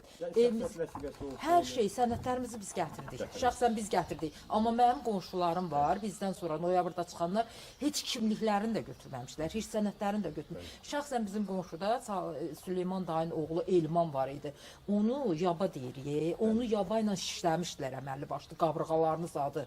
Onun başına açmadıqları oyun qalmamışdı. O ailə. Sözünüzü təqdim edin, Sərvət olmuş. Səfərov Camal Qurbanoğlu. Camal kişi, 88-ci ildə nələrin şahid olmuş?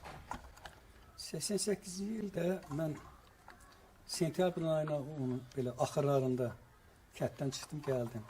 Ondan qabaq ailəmi çıxartmışdım. Ancaq özüm bundan sonra 3 dəfə də getdim ki, torpaq sahəm var idi, onu satmaqdan ötərəm. Bu çox çətin idi, vəziyyət gərginləşmişdi. Ermənilər qoymurdular kətdən qırağa çıxmağa, kənd təsərrüfat məhsullarını satmağa. Vəziyyət heç xoşa gələn deyildi. Cəmaatın da bir hissəsi, ümumiyyətlə çox hissəsi inanmırdı ki, imperiya dağılacaqdı. Hələ də ümid edirdilər. Ona görə də bəzi adamlar var idi ki, hələ fikirləri qalmaq idi, həmin qışı da qalmaq idi. Ancaq belə oldu ki, kənd düşdü mühasirəyə, düşdü, noyabrın axırları idi.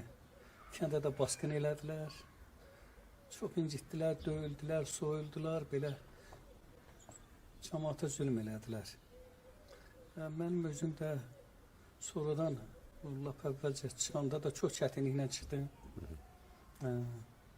Çətinliklə düzdür, nə qədər yaxın idisə, çox çətin idi getmək. Arazidiyana qədər, Arazidiyana kəndinə qədər 25 kilometr məsafə idi.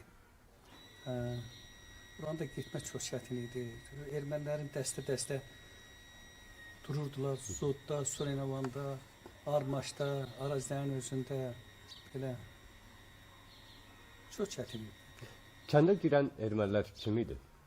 Kəndə girən əsas onların demək, özləri mən görmədim. Mənim qardaşım, bacım düşdülər basqına, qohumlarım düşdülər basqına. Bizlərə dağlılar deyirdilər, dağdan gəlmələr idik biz deyik.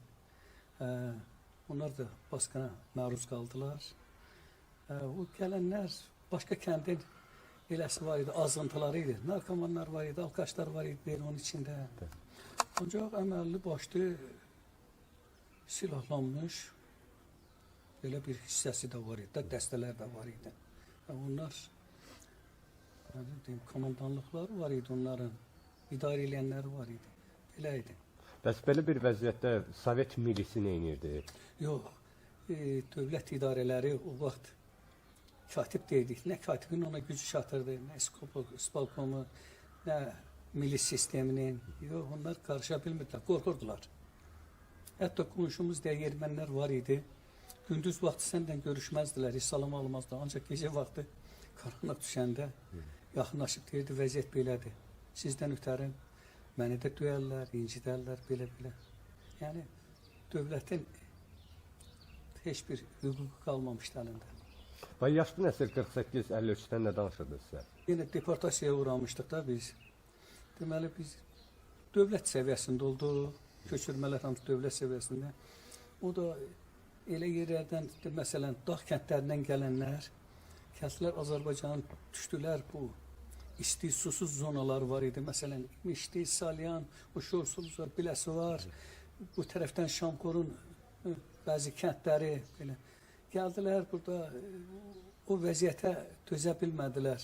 Cavan insanlar hamısı öldülər, getdilər də.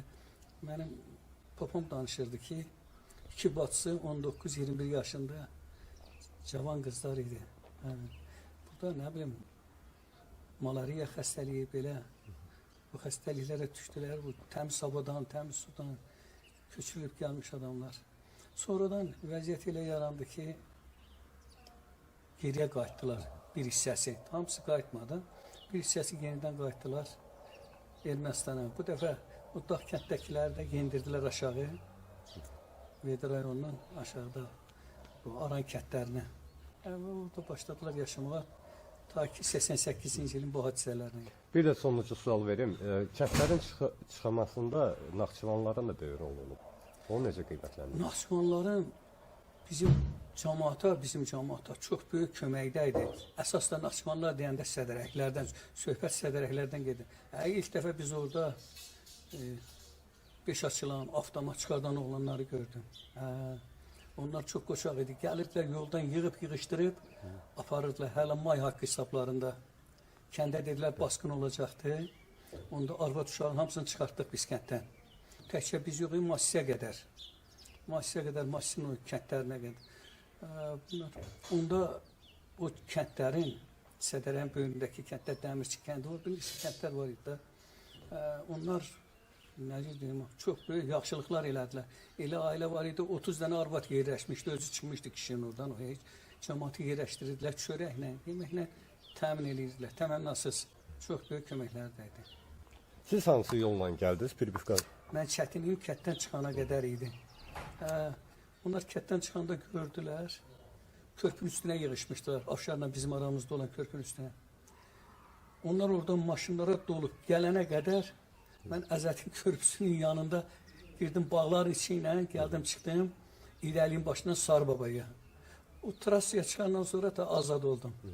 Oradan da gəldim Arazdiyana da rahat gəldim Naxçıvana. Əvvəlcə özünüzü təqdim edin, zəhmət olun. Mən Cəfərova Tamara Hüseyin qızı. 88-ci ildə köçmüşük. Gülgür rayonunun Kərəmli kəndi, orada yaşayacaq. 88-ci ildə hansı hadisələri görmüşsünüz, nələr? 88-ci ildə mən çox hadisələr, o hadisələr mənim gözüm qabağına gələndə şəxsən bu dəqiqə heç yadımdan çıxmıyor. Ətim bir başımdan elə və düşdü qalır. Qucağımda uşaq. Vağzara getdik, yoldaşımı apardım. Getdik orada, ermənilər orada çox oldu. Onlar elə bilirdi ki, mən erməniyəm də geyimlə, keçimlə bilirdilər.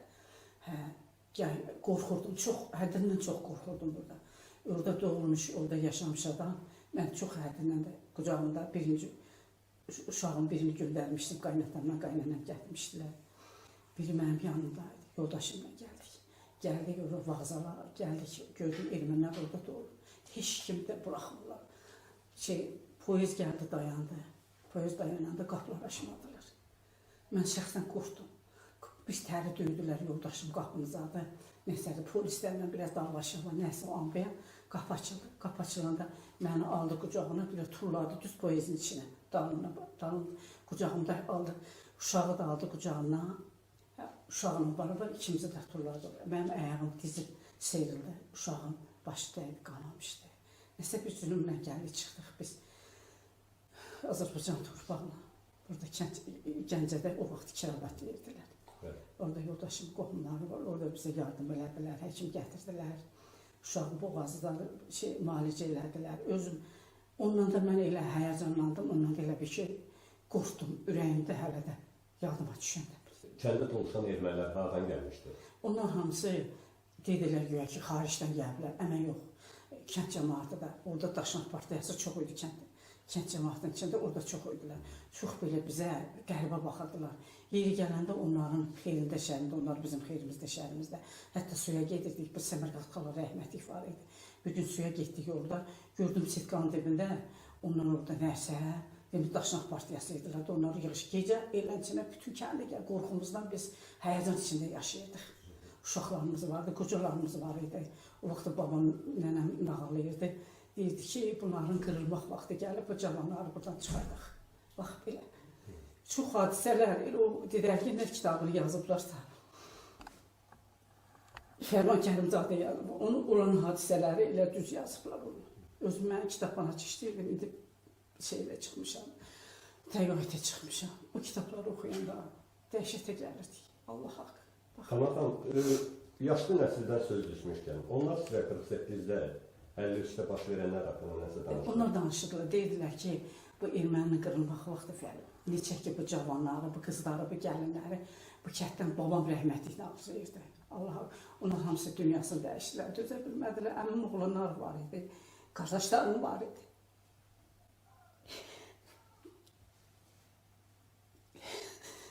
O hadisə heç vaxt mənim yadımdan çıxmaz. Tarixi görmüş insanlar var idi, onlar nağıllayırdılar.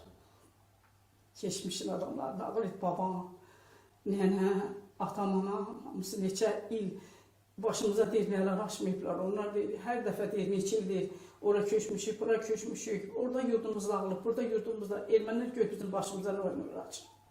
Mən şəxsən özüm bu kənddə doğulmuşam, böyümüşəm, oxumuşam.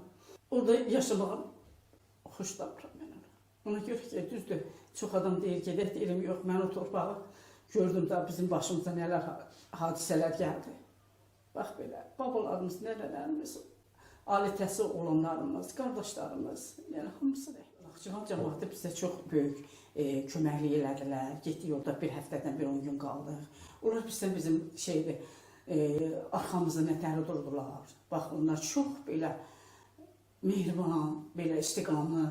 Bax, hətta biz orada o şeydən keçdik, Kranisdən keçdik. Onların hamısı Naxçıvan cəmaatı gəlmişdi, maşınlar dayanmışdı. Heç biz onları tanımırdıq ki, görək bunlar kimdirlər, nəçədirlər. Elə maşına qoyub aparırdılar, yerləşdirirdilər. Bax, bizim çox dayağımızda durublar Naxçıvan cəmaatı. Halal olsun onlara. Bəs yerli ermənilər neçə illər bir yerdə yaşamışsınız da? Onlar heç olmasa hər hansı bir Azərbaycan ailəsini gizlətdi mi? Xeyr, yox. Xeyr, mən onu görmədim, özdəki neçə il mən orada yaşamışam, görmüşəm, işləmişəm ermənilərinə. Nə qədər işləyirdisə, yenə bizə deyirdilər türksüz. Nə qədər münasibətimiz yaxşı idisə, deyirdilər türksüz. Onlar heç vaxt bizə mehribancasını eləməyiblər, qarşılamayıblar onu. Onlar həmişə öz millətini sevən insanmışlar. Türk deyəndə sizə niyə hirslənirdi? Türk deyəndə sizə niyə hirslənirdi? Türk deyəndə mən deyirdim ki, bizə niyə türk deyir? Biz Azərbaycanlıyıq. Deyirdik, yox. Siz ancaq dedi, türksüz. Onlar balaca həkimə gedirdik.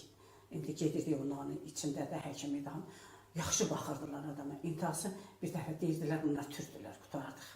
Uşaqları, o qədər bələkdən çıxan uşaqları qoymurdular ki, türklərin yanında otursunlar, deyirdilər orada. Orta məktəbdə biz oxuyanda mənim əmim oğlu Vaqif vardı, rəhmətlik. O, həmi rus dili, həmi də neçə dil bilirdi, onlara dərs verir, ermənilərə dərs verir. Hətta onun paxıllığını çəkirlər. Sən deyir, türk olur, gəl bizə deyir, rus dil dərs deyirsən, bax belə.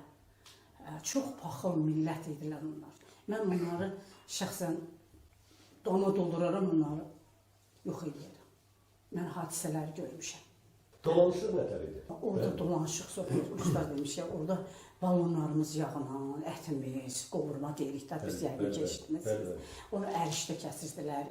Bax, hər şey, nə yox, dolanışıq söhbət. O vaxtda nətəri dolanırdılar. Heç kim heç nəyin dərdini çəkmirdi. Nə pulun dərdini çəkirdi, nə yeməyin dərdini çəkirdi, nə uşağın dərdini çəkirdi, ayğını qoyaq, oxuyaq, elə şey yoxdur. Özümüz öz gücümüzə çalışırdıq. Ermənilər heç vaxt bizlə işləmirdilər. Bir dənə, iki dənə elə belə qadınlar işləyirdi ona. Ermənilər heç vaxt qoymurdu ki, qadınlar kolxozda işləsinlər. Meyvə tərəvətçiliyi idi bizim yerimiz. Əsas meyvə tərəvətçiliyi idi. Maldarlıq zat necə? Yox, maldarlıq vardı, ona biz var idi. O ayrı baxırdılar da, ferma. Bəs rayon mərkəzinə gediş-gəliş necə? Var, gedirdik. Gediş-gəlişimiz var. Orada gedirdik, gəlirdik, baxırdın da. Vəziyyətə baxırdın ki, nə qədər yaxşılıq edirdiksə Azərbaycanlılar, xeyri yox idi onlara. Çünki deyirdi, sən türksən, Azərbaycanlı demirdilər. Ancaq deyirdilər, sən türksən. İsmail Fatəm Cəbrailoğlu. Hatırım ki, 88-də, 87-də nələri görmüşsünüz, onları danışın. Danışıq 88-də deməli, başlayandan bu Sumqayıt hadisələrindən, dövründən sonra cəmaat başladı sıxıntıya salmağa ermənilər. Ümumiyyətlə, cəmaatın qırşasına daş atmaq, nə bilim, ot tayalarını yandırmaq. Bu vəziyyətdə bir gün, 5 gün, 10 gün davam edir. Gəldi mart başladı, bayram günləri. Cəmaat tonqal başına yığışıb, həm də erməninin kəndə hücum eləməyini gözləyirdik. Hər dəqiqə deyirlər ki, bugün sabah hücum gələcəkdir. O cürə vəziyyətdə biz də odun başında kənd cəmaatı cavanlar qarı öldürürdük. Əlimizdə başqa silah yox, bir şey yox. Biri yine də yaba tutuq, biri ağac tutub, ya da sabah kimi növbəylə qarı öldürürdük. Mən də kənddə dülgər işləyirdim da, elə bir. Yanımızda erməni Xaçik də var idi, 2 Azərbaycanlı, bir Kürd, 4 nəfər işləyirdik. Deməli, bu altı bazar olanda bu erməni yoxa çıxırdı. Hardadır, işi var. Sonra aydın oldu ki, bu gedib İrəvanda mitinqlərdə iştirak edir, gəlir bizə qarşı aqressivləşir. Söz düşəndə, deməli, başlayıb bizə qarşı daha pis rəftar edirdi. Gəldi, nəysə, Sumqayıt hadisəsi davam edəndən sonra gəldik, çıxdıq. Bu, mən ailə qurdum. 88-in iyun ayında ailə qurdum.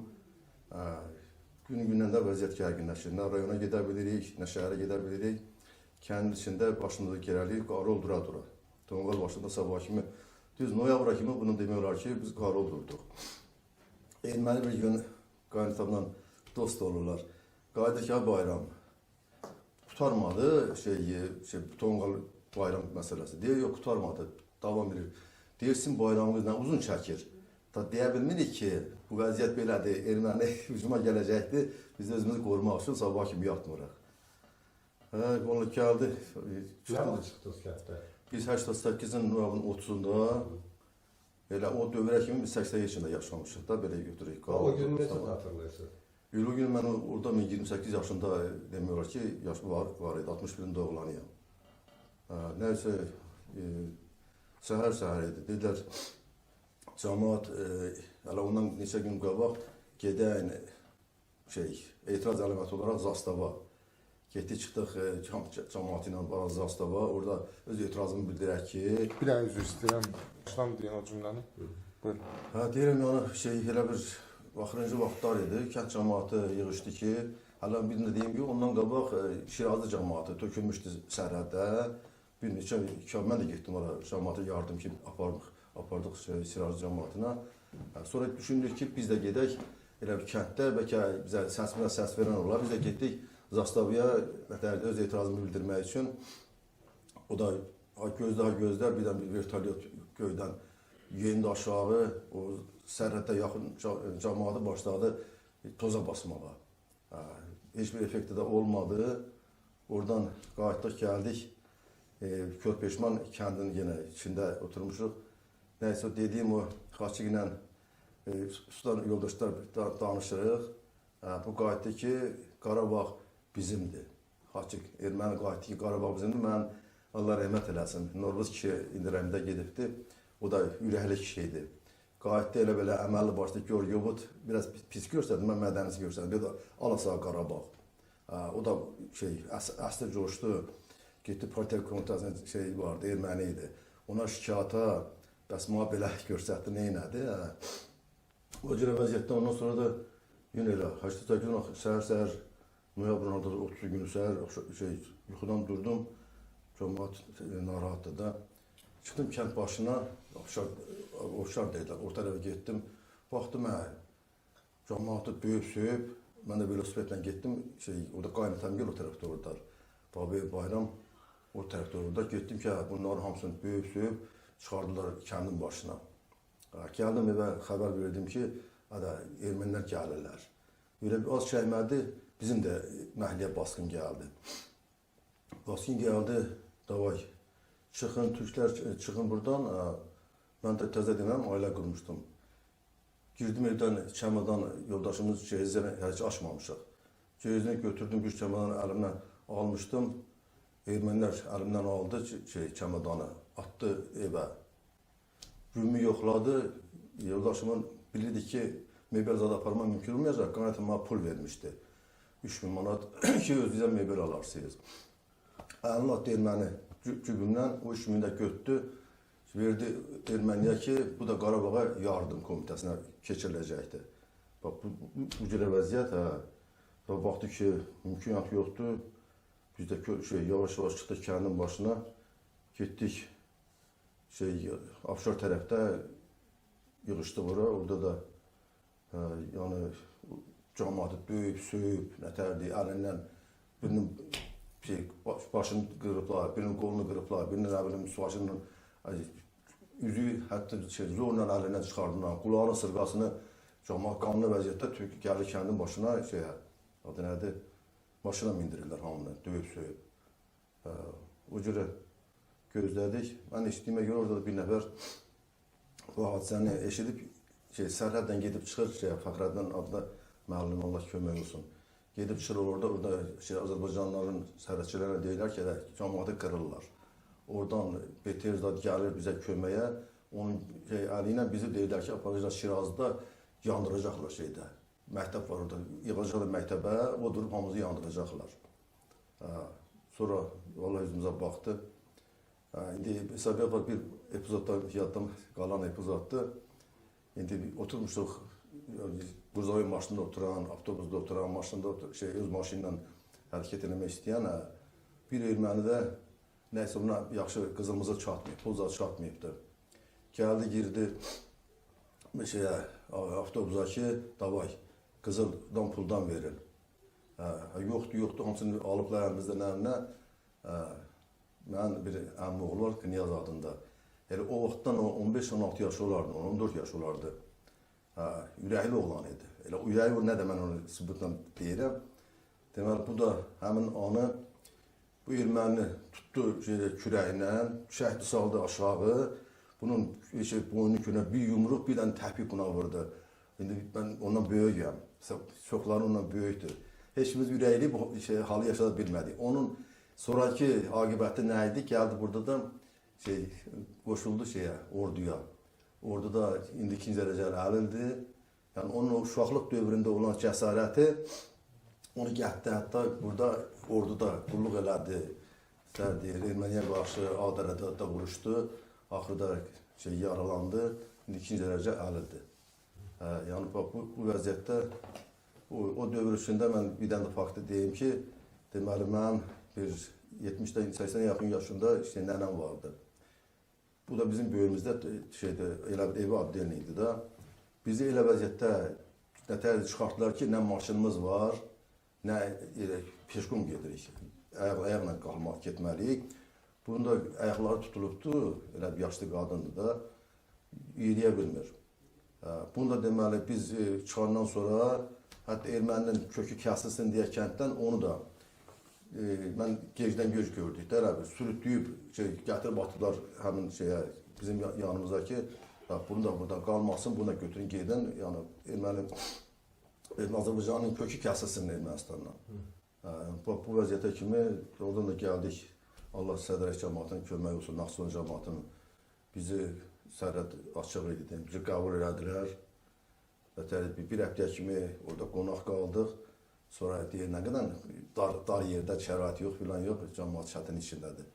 Oradan da bir həftədən sonra biz məcbur olduq ki, gedək Bakı-Yerevan poyezdə minib, gələk Bakıya. O da bizi İmişlidə düşürtdülər ki, Bakı səs-küy içindədir, cəmaat miting edir, oraya getmək olmaz. Mən nətə eləyən, niyə yaşlı, mən nə qədər qanun xalqın evində. Üzümüzü düşdük İmişlidən, yola çıxdıq, mərkəzi yola çıxdıq, oradan maşın tutub gəldik Bakıya, gecə saat 10-11 olardı. Bizi qəbul elədilər ki, hara belə, dedilər, burada qaçqınlara kömək edənlər ola bilər. Gəldik orada sağ olsunlar, bizi qəbul elədilər, Allah Azərbaycanın kömək olsun. Qəbul elədilər bizi, apardılar bizi Köhnə Avtovağzalın yanında Naxçıvan qastinsası var idi. Mən, qardaş bacım, ailəmizi yerləşdirdilər orada. Atam, anam qaldı, nənəm xəstə olduğuna görə Naxçıvanda xəstəxanada. O dövrdə xəstəxanada da 2 ay qaldı. 2 aydan sonra o döydülər, söydülər üçün bunu, dünyasını dəyişdi. Orada da dəfn olundu. Sonradan sonra biz Naxçıvan qastinsasında olan dövrü atam, anam gəldilər, çıxdılar Naxçıvan qastinsasına. Kənd necə yadınızda qalıb? Yəni yuxunuza girir? Girir, necə girməyə bilər? Yox, bir kənd var ki, küsür. Yox, nədən küsə bilər? Küsür də, incir. Kimdən incirim? Yerli cəmaatdan. Yox, mümkün olan şey deyil. Mən inarsan özümü bu dəqiqə məhlə, ev, hamının evini sahib deyə bilərəm ki, bu dəqiqə evim gözüm qabağındadır. Mən o evə nə əziyyətlə nətərdir, zəhmət çəkdim. Getdim, əskəriyə gəldim, evimi artırdım. 200 kvadrat kimi nətərdir, ev tikdim. Nətər deyir, deməli, ailə qurdum, hiç orada mən cəmi 3-4 ay yaşamadım, bu qaçqınlığı, məcburi köçkünlüyü yaşadıq, Allah erməninin evini yıxsın. İndi qaydası olsuz, ilk haran ziyarət edərsiniz? Ölüm mənim babamın, əmoğlunun, orada daimin qəbirləri oradadır. Birinci oraya gedib baş çəkərəm, kənd cəmaatını ziyarət edərəm. Ondan sonra da evimə gedib, evimin nətər deyir, yerində qalıb-qalmağına baxaram ki, bu dəqiqənin özündə mən böyük məmnuniyyətlə gedib kəndində yaşamağa razıyam. Bircə Allah cənab prezidentin canını sağ eləsin. O bir şəraiti necə ki, Erməni separatçını bircə gündə buradan qovdu. O cürə oradan erməniləri yığıb-yığışdırıb rədd eləyə harasa, gedək yerimizdə Dədəbada vətənimizdə yaşayaq. Mənim çox xoş olardı. Nəinki mənim üçün, mən övladlarım məndə belə. Hamısı ürəyəcəkdir ki, gedək Dədəbaba yurdunda yaşayaq. Allah arzunuzda qovuşdur. Allah kömək edir. Teşekkür ederim. Buyurun. Buyurun, bir əvvəlcə özünüzü təqdim edin, zəhmət olmuşsa. Mənim Mehdiyeva Sümbül, Arrat rayonunun Xalsa kəndindən. Sümbül xanım, nələri şahid olmuşsunuz siz? Nələri görmüşsünüz? Mən nələri görmüşəm deyim. 1988-ci il avqust ayının axırları idi. Yoldaşım Mehdiyev Qəfər. Yox, olmadı, saxlayaq bilən, zəhmət olmasın. Buyurun. Yoldaşım Mehdiyev Qəfər Arrat rayonunun da sıvaçıq işləyirdi. Şifer zavodunda. Bu avqust ayının axırları idi. Günbəgün gəlib deyirdi ki, Sümbül, başlayıb 15-20 adam Azərbaycanlı işləyirdik həmən o zavodda. Gündə birdən Azərbaycanlı işdən çıxardırlar. Mən də deyirdim, niyə? Dedim, valla bilmirəm. Sən təsəvvürlə bir ayın içində o 15 dənə işçini hamısını çıxartdılar. Çıxardandan sonra da 6-cı dərəcəli sıvarçıq idi. Yaxşı sənətkar idi, nə qədər deysən. Bir gün bunu aparırlar, Arrat rayonunda xəstəxana vardı, onun su turbaları partlayıb 2 metr dərinliyində o elə bir girib orada sıvark edirmiş. Amma ondan da bir həftə qabaq elə bir ki, bir dənə erməni ilə nəsə münasibətləri yaxşı idi. Bu gəlib ona deyib ki, Qafar, bəlkə səni izləyirlər, bütün Azərbaycanlıları çıxartdılar, səni yox eləyəcəklər. Bu da deyib, elə şey olar, mən kimi sənətkarı Yerevandan gəlirlər, mənim dalımca aparırlar, mən onların işlərini görürüm, niyə məni yox eləsinlər? Deyir, mən sabı sözü dedim da. Deyir, əyilib aşağıda svark eləyirdim. Elə çuxur qazmışdılar, orada durbaları bayat eləyirdim. Birdən deyir, elə bir Allahdan ona səs gəldi ki, tərin içindəyəm deyir, yan günü, avqustayın axırları. Belə deyir, Allahdan səs gəldi, elə bir kaskanı başından çıxartdım. Kaskanı deyir, belə başından çıxardan kimi baxdım, 8 dənə oğlan, hamısı belə un dəmirlər əlində, elə endirmək istəyirmişlər. Deyir, ta axıb tez bu oğlan sözü deyir, yadıma düşdü deyir, özümü itirmədim. Deyir, dedim ki, nə olur? Deyir, gülə-gülə dedim, əyalatın çıxım, mən qaldım burada. Hətta ondan sonra inanırsınız, həmən axşam saat 7-də işdən evə gəldi. Da rəng yürüb meyit rəngi də, sarı. Dedi, Sümbül ölümdən qutardım. Bundan 2-3 dəfəndə xəbərdarlıq eləyirdilər. Dedilər ki, bu 15 dənə işçini hamısını çıxartdılar, bir dənə sən qalıbsan. Gəldi və dedi, yox, artıq ta qorxdu tarlata getməyə. Deyir, mən bu dəfə getsəm, məni öldürəcəklər. Onlar həmişə deyirlər ki, sənin kimi sənətkar hələ düşmür. Eləncə ondan sonra gəldi, otdu evdə, da işləsə də getmədi.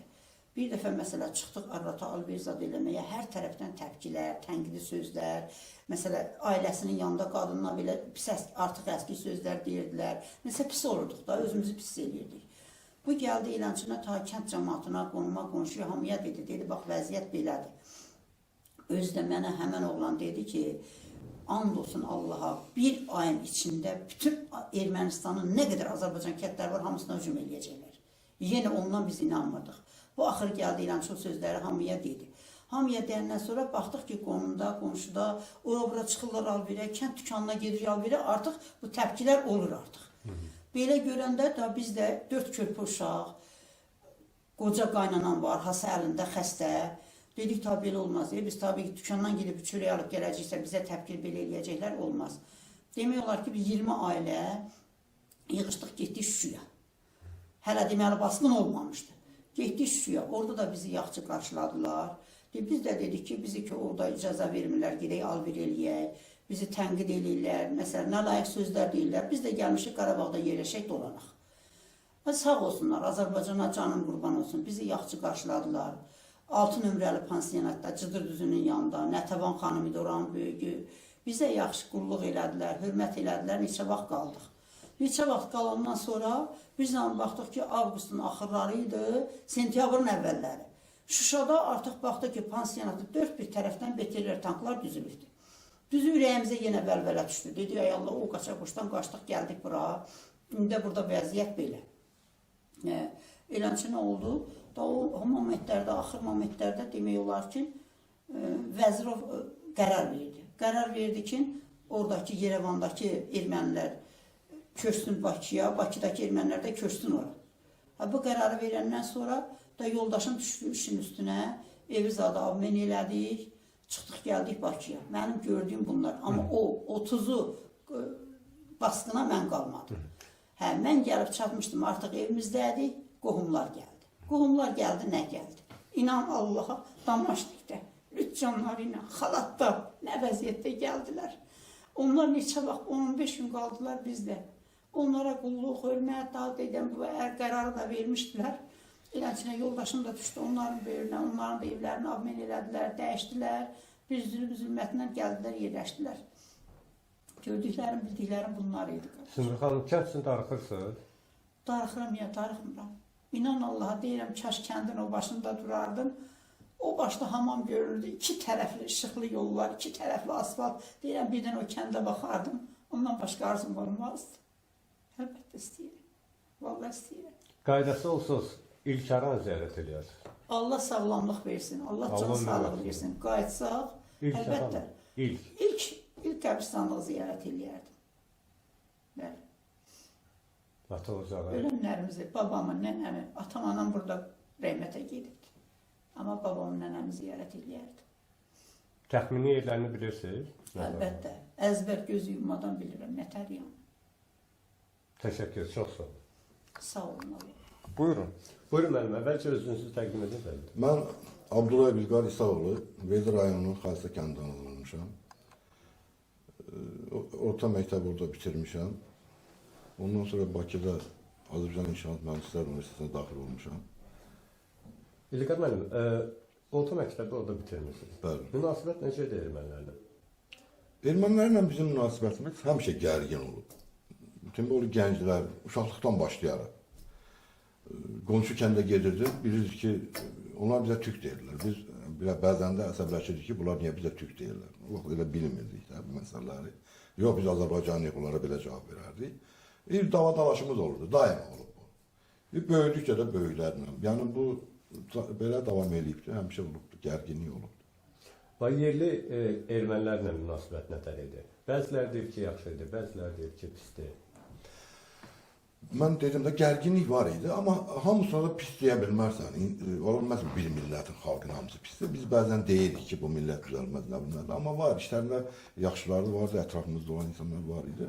Amma azlıq təşkil edir. İndiki dövrdən durub geriyə baxanda hiss edirsən ki, bu azlıq idi. O yaxşılar çox az idi. O milləti bəlkə də uçuruma aparan elə bu şeylərdir ki, onların yaxşıları azdır. O azlıq sizə xəbərdarlıq eləyirdi ki, tərk eləyin, sizi bir faciə gözləyir.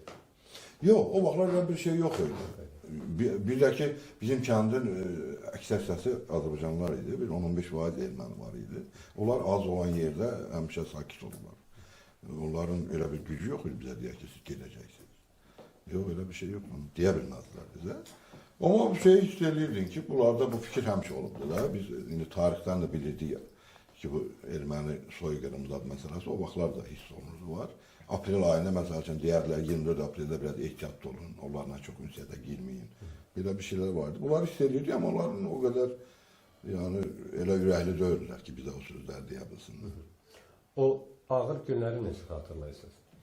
Mən ağır günləri o dövrü orada olmamışam. Mən əskərlikdə olmuşam.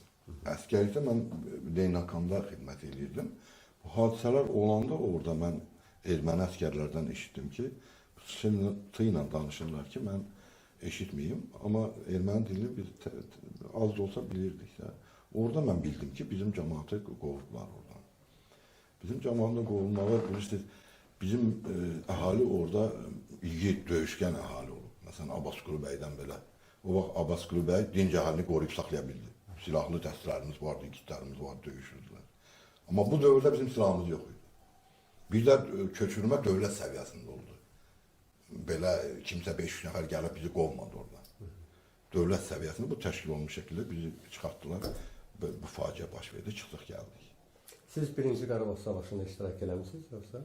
Bəli, mən demək 25-26 Xocalı hadisəsi olub. 27-si günü biz universitetdən 10 nəfər tələbə, onda biz universitetin 4-cü kursunu oxuyurduq. Axırıncı kursuydu. Suraxanı batırını yarandı. Onun tərkibində biz getdik Tərtərə. Orada könüllü olaraq Marukşahan, Marağa, Ağdərə döyüşlərində iştirak eləmişik. Suraxanı batırının tərkibində. Sonradan bu könüllü batırınlar ki, ləğv olundu. Ondan sonra mən qaldım orduda xidmət elədim. Getdim Türkiyədə zabit məktəbi oxudum, gəldim. Bir mayor rütbəsinə kimi xidmət elədim. 2014-də xidmət müddətin başa çatdığına görə ehtiyata buraxıldım. Zülqar müəllim, dayınız haqqında da danışın, döyüş yolu haqqında. Dayım burada məktəbdə hərbi müəllim idi, kapitan hərbi rütbəsində idi. Yasımal batalyonu yarandı o vaxt 93-cü ildə. Bu batalyonun komandiri kimi döyüşlərə qatıldı.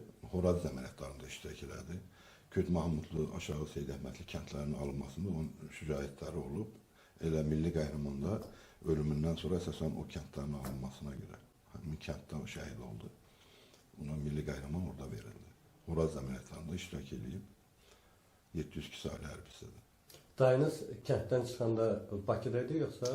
Yox, o bizdən böyük idi. Onlar burada gəlib oxumuşdu, burada məktəbdə işləyirdi. Zülqar müəllim, sonuncu sual da verim, sizi çox yormaq istəmirəm. Xalisə kəndinin, ümumiyyətlə tək xalisə yox, Şirazlı, Şidli cəmaatının çıxarılmasında Naxçıvanların da böyük rol olub. Bununla bağlı istəyirdim ki... Köməkli mənasında. Bəli, bəli. Əlbəttə, biz orada bir ellik kimi olmuşuq. Ortada bir sərhəd olub, bura Ermənistandır, bura Azərbaycandır, elə bir məsələ yoxdur ki, o mahal həmişə gediş-gəlişimiz olub da, qonşu kəndlər olmuşuq, qonşu rayon olmuşuq. Onlar həmişə əlindən gələn kömək ediblər. Bizim əhali qaçanda ora, yəni köçürüləndə ora, orada onları qarşılayan, yedizdirən, yerlə təmin edən Naxçıvan cəmaəti olubdur. Biz eyni millətdir. Bu sualın özündə bir qəribəlik var ki, Naxçıvan cəmaəti mən eləməməli idi. Məcbur eləməli idi. Onun borcu idi. Budur məsələ. Əlbəttə, Naxçıvan cəmaəti biz bir elli olmuşuq. Onlarla bizim cəmaətin heç bir fərqi olmuyor. Mən yuxuda görürsünüz kəndi. Mən həmişə indi burada tələbə yoldaşlarımız var, otururuq. Onların bəzisi oraları bilmirlər də. Mən hərdən onlara deyirəm, gülürlər ki, mən yuxularımı hələ orada görürəm. Mən az yuxu buralarda nəsə görərəm. Oradan görürəm mən yuxular həmişə. İnşallah qaydası olsuz ilk haran ziyarət edərsiniz. Necə? Qaydası olsaz ilk haran ziyarət edərsiniz. İlk ziyarət bizim qəbirstanlığımız olacaqdır. Biz ölülərimizi yad edəcəyik. Yəqin ki, orada olacaq. Bir də ki, kəndimiz də elimiz, dubamız gedib oraları görmək istəyəcək. Amma bizim orada qalan müqəddəs yerimiz, bir qəbirstanlıq başqa nə qalmamızda dağılıb gedir.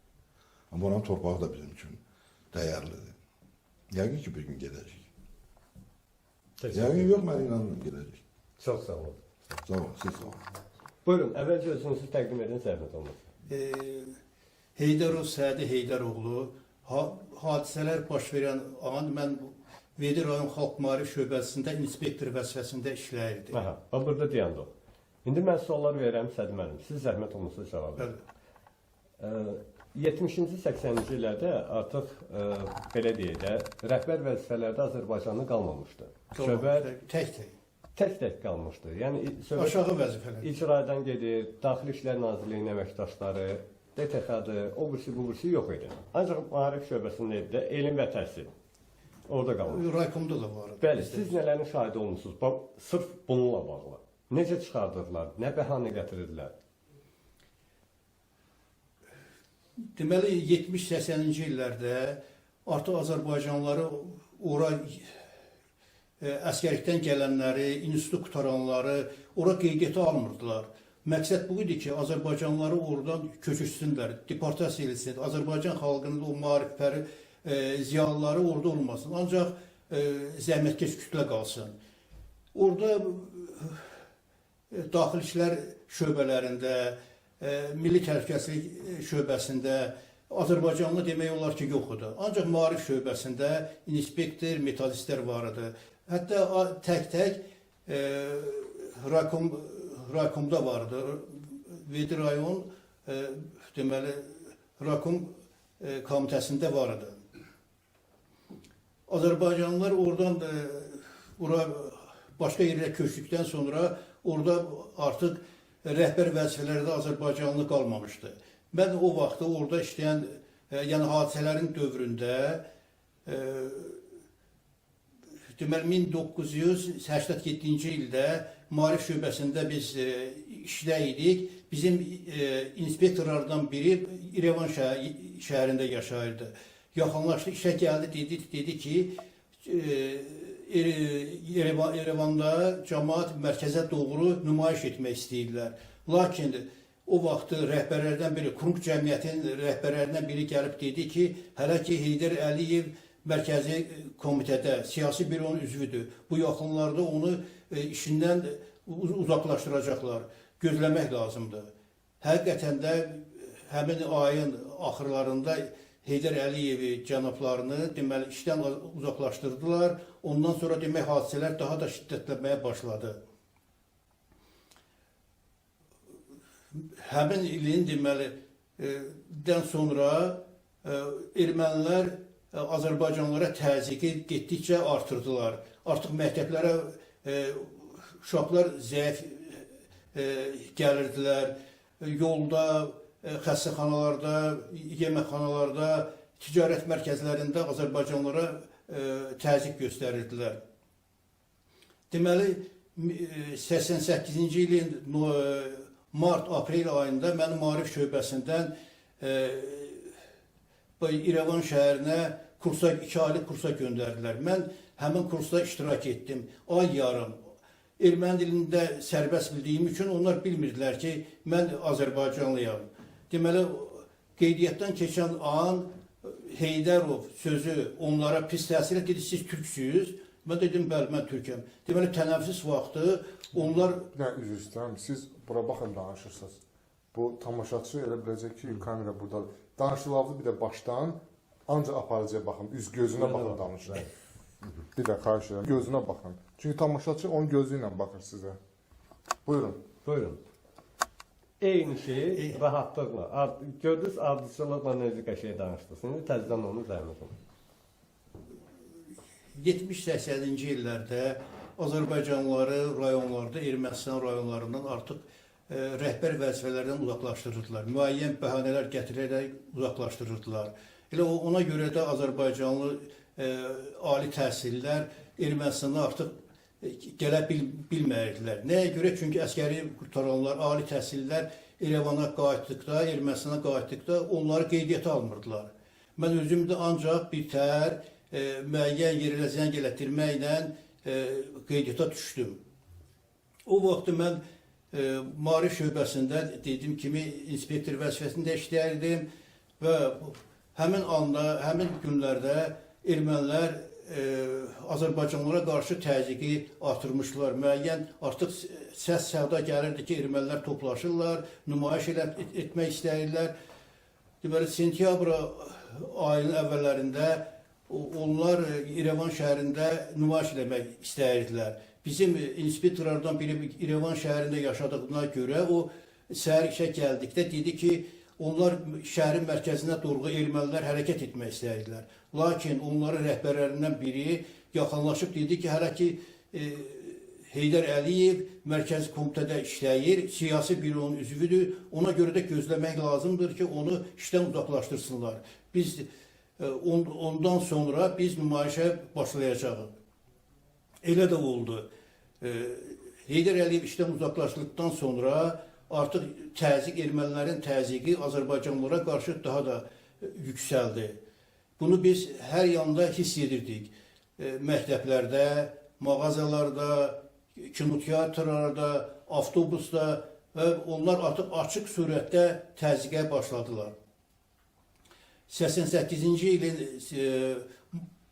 aprel-may aylarında işdən məni İrəvan şəhərinə 2 aylıq kursa göndərdilər. Mən deməli, ay yarım həmin kursda iştirak etdikdən sonra bir gün qeydiyyata aldılar bizi. Həmin qeydiyyatda Heydərov adı səsləndirdiyinə görə hamısı bir səslə dedi, siz türksünüz. Bəli, dedim, mən türkəm. Deməli, biz tənəffüs vaxtı hamısı erməni, deməli, qadınlı, müəllimələri, kişiləri hamısı da mənə yaxınlaşıb xahiş edirlər ki, deyin ki, Qarabağı versinlər Ermənistana. Mən də onları başa saldım ki, Qarabağ əzəli Azərbaycan torpağıdır. Bu, hər bir tarixi faktlarla onları başa saldım. Onlar məndən razılaşdı, bəziləri razılaşdılar. Və tənəffüs zəng içəri vurulduqdan sonra rayonda mənimlə bərabər olan Afedisyan adlı şəxs mənə yaxınlaşdı ki, xahiş edirəm, siz daxil olmayın auditoriyaya, erməni uşaqları burada müəllimlər deyirlər ki, gəl türkü 9-cu mərtəbədə Maarif Nazirliyin binasına 9-cu mərtəbədən atağım. Ona görə də mən oradan uzaqlaşıb rayona gəldim. Sonra bayram günü qurtardıqdan sonra, yəni mart ayının 26-sında mən işə gəldikdə Vedi rayonunda, qəsəbəsində heç kim yox idi. Ancaq tək-tək işə gələnlər vardı. Mən oradan soruşdum ki, ermənilər haradadır, bu cəmaat haradadır. Onlar qeyd etdilər ki, bayramda, martın 21-də Sədərək dağının üzərində bir tonqal yandı. Həmin tonqala eyni vaxtda Türkiyədə də, Türkiyə bizə yaxın olduğu üçün görünürdü. Orada tonqal yandırdılar. Bu tonqal yandıqdan sonra ermənilər birbaşa İrəvan şəhərinə üst tutdular. Deməli, bütün boşaltmışlar. Bundan əvvəl də bizim qonşu kətdən ermənilər qardaşıma yaxınlaşıb demişdilər ki, biz eşitmişik ki, bayram aşını yedikdən sonra qonşu erməni kətlərdən siz hücum edəcəksiniz. Və biz də dedik ki, elə bir şey yoxdur, ona görə sakitləşdilər. Yəni, ermənilər də o vaxtı bizdən çəkinirdilər. Sizdən Dəmirçanla olan görüşü necə xatırlayırsınız? Dəmirçanla olan. Deməli, Karın Seropi Demirçiyan Vedi rayonuna ermənilərlə görüşməyə gəlmişdi. Mən də bir nümayəndə kimi Maarif şöbəsinə getmişdim. Ancaq orada bilmirdilər ki, mən Azərbaycanlıyam. Erməni dilini yaxşı bildiyimə görə yəni şübhələnmirdilər. Və ermənilər onlara sual verirdilər. Ermənilər Karın Demirçiyana sual verirdilər ki, biz burada əziyyət çəkirik, Azərbaycanlılara qarşı belə təzyiq göstəririk, Azərbaycanlıları çıxardacaq. Bunun ancaq gedəndən sonra siz xaricdən erməniləri gətirib bura yerləşdirəsiniz. Demirçiyan isə dedi, yox, sizi biz nəzərə alacağıq. Deməli, Vedi rayonunda 6 məktəbdə, orta məktəbdə Azərbaycanlılar təhsil alırdılar. 4-5-8 illik və ibtidai siniflər də kəndlərdə var idi. Bu hadisələrdən sonra bütün demək olar Azərbaycanlılar məktəbdən, uşaqlar məktəbə getməyə dayandırdılar və təhsil sistemi demək olar ki, dayandı. Sədmən, nə vaxt çıxmışsınız kənddən? Deməli, 30 noyabr günü biz kənddən çıxmalı olduq. Həmin günü ermənilər kəndi mühasirəyə almışlar, silahlı hamısı və bir-bir insanların əllərində olan çamadanları yerə töküb, pal-paltarını, onlar qızıl əşyalar, pul axtarırdılar. Və cəmaata təzyiq göstərirdilər, döyürdülər, pis vəziyyətə sarırdılar. Hələ ki, mənim o qışqıran anaların səsləri mənim qulağımdadır. Sonra Naxçıvandan hərbiçilər bizə köməyə gəlməsəydi, insanların taleyi necə olacaqdı, onu da Allah bilir. Və həmin günü biz bir təhər, yəni Naxçıvan Respublikasının, Naxçıvana, Muxtar Respublikasına hərbiçilərin köməyi ilə gələ bildik. İndi kəndi yıxılarda görürsünüz də?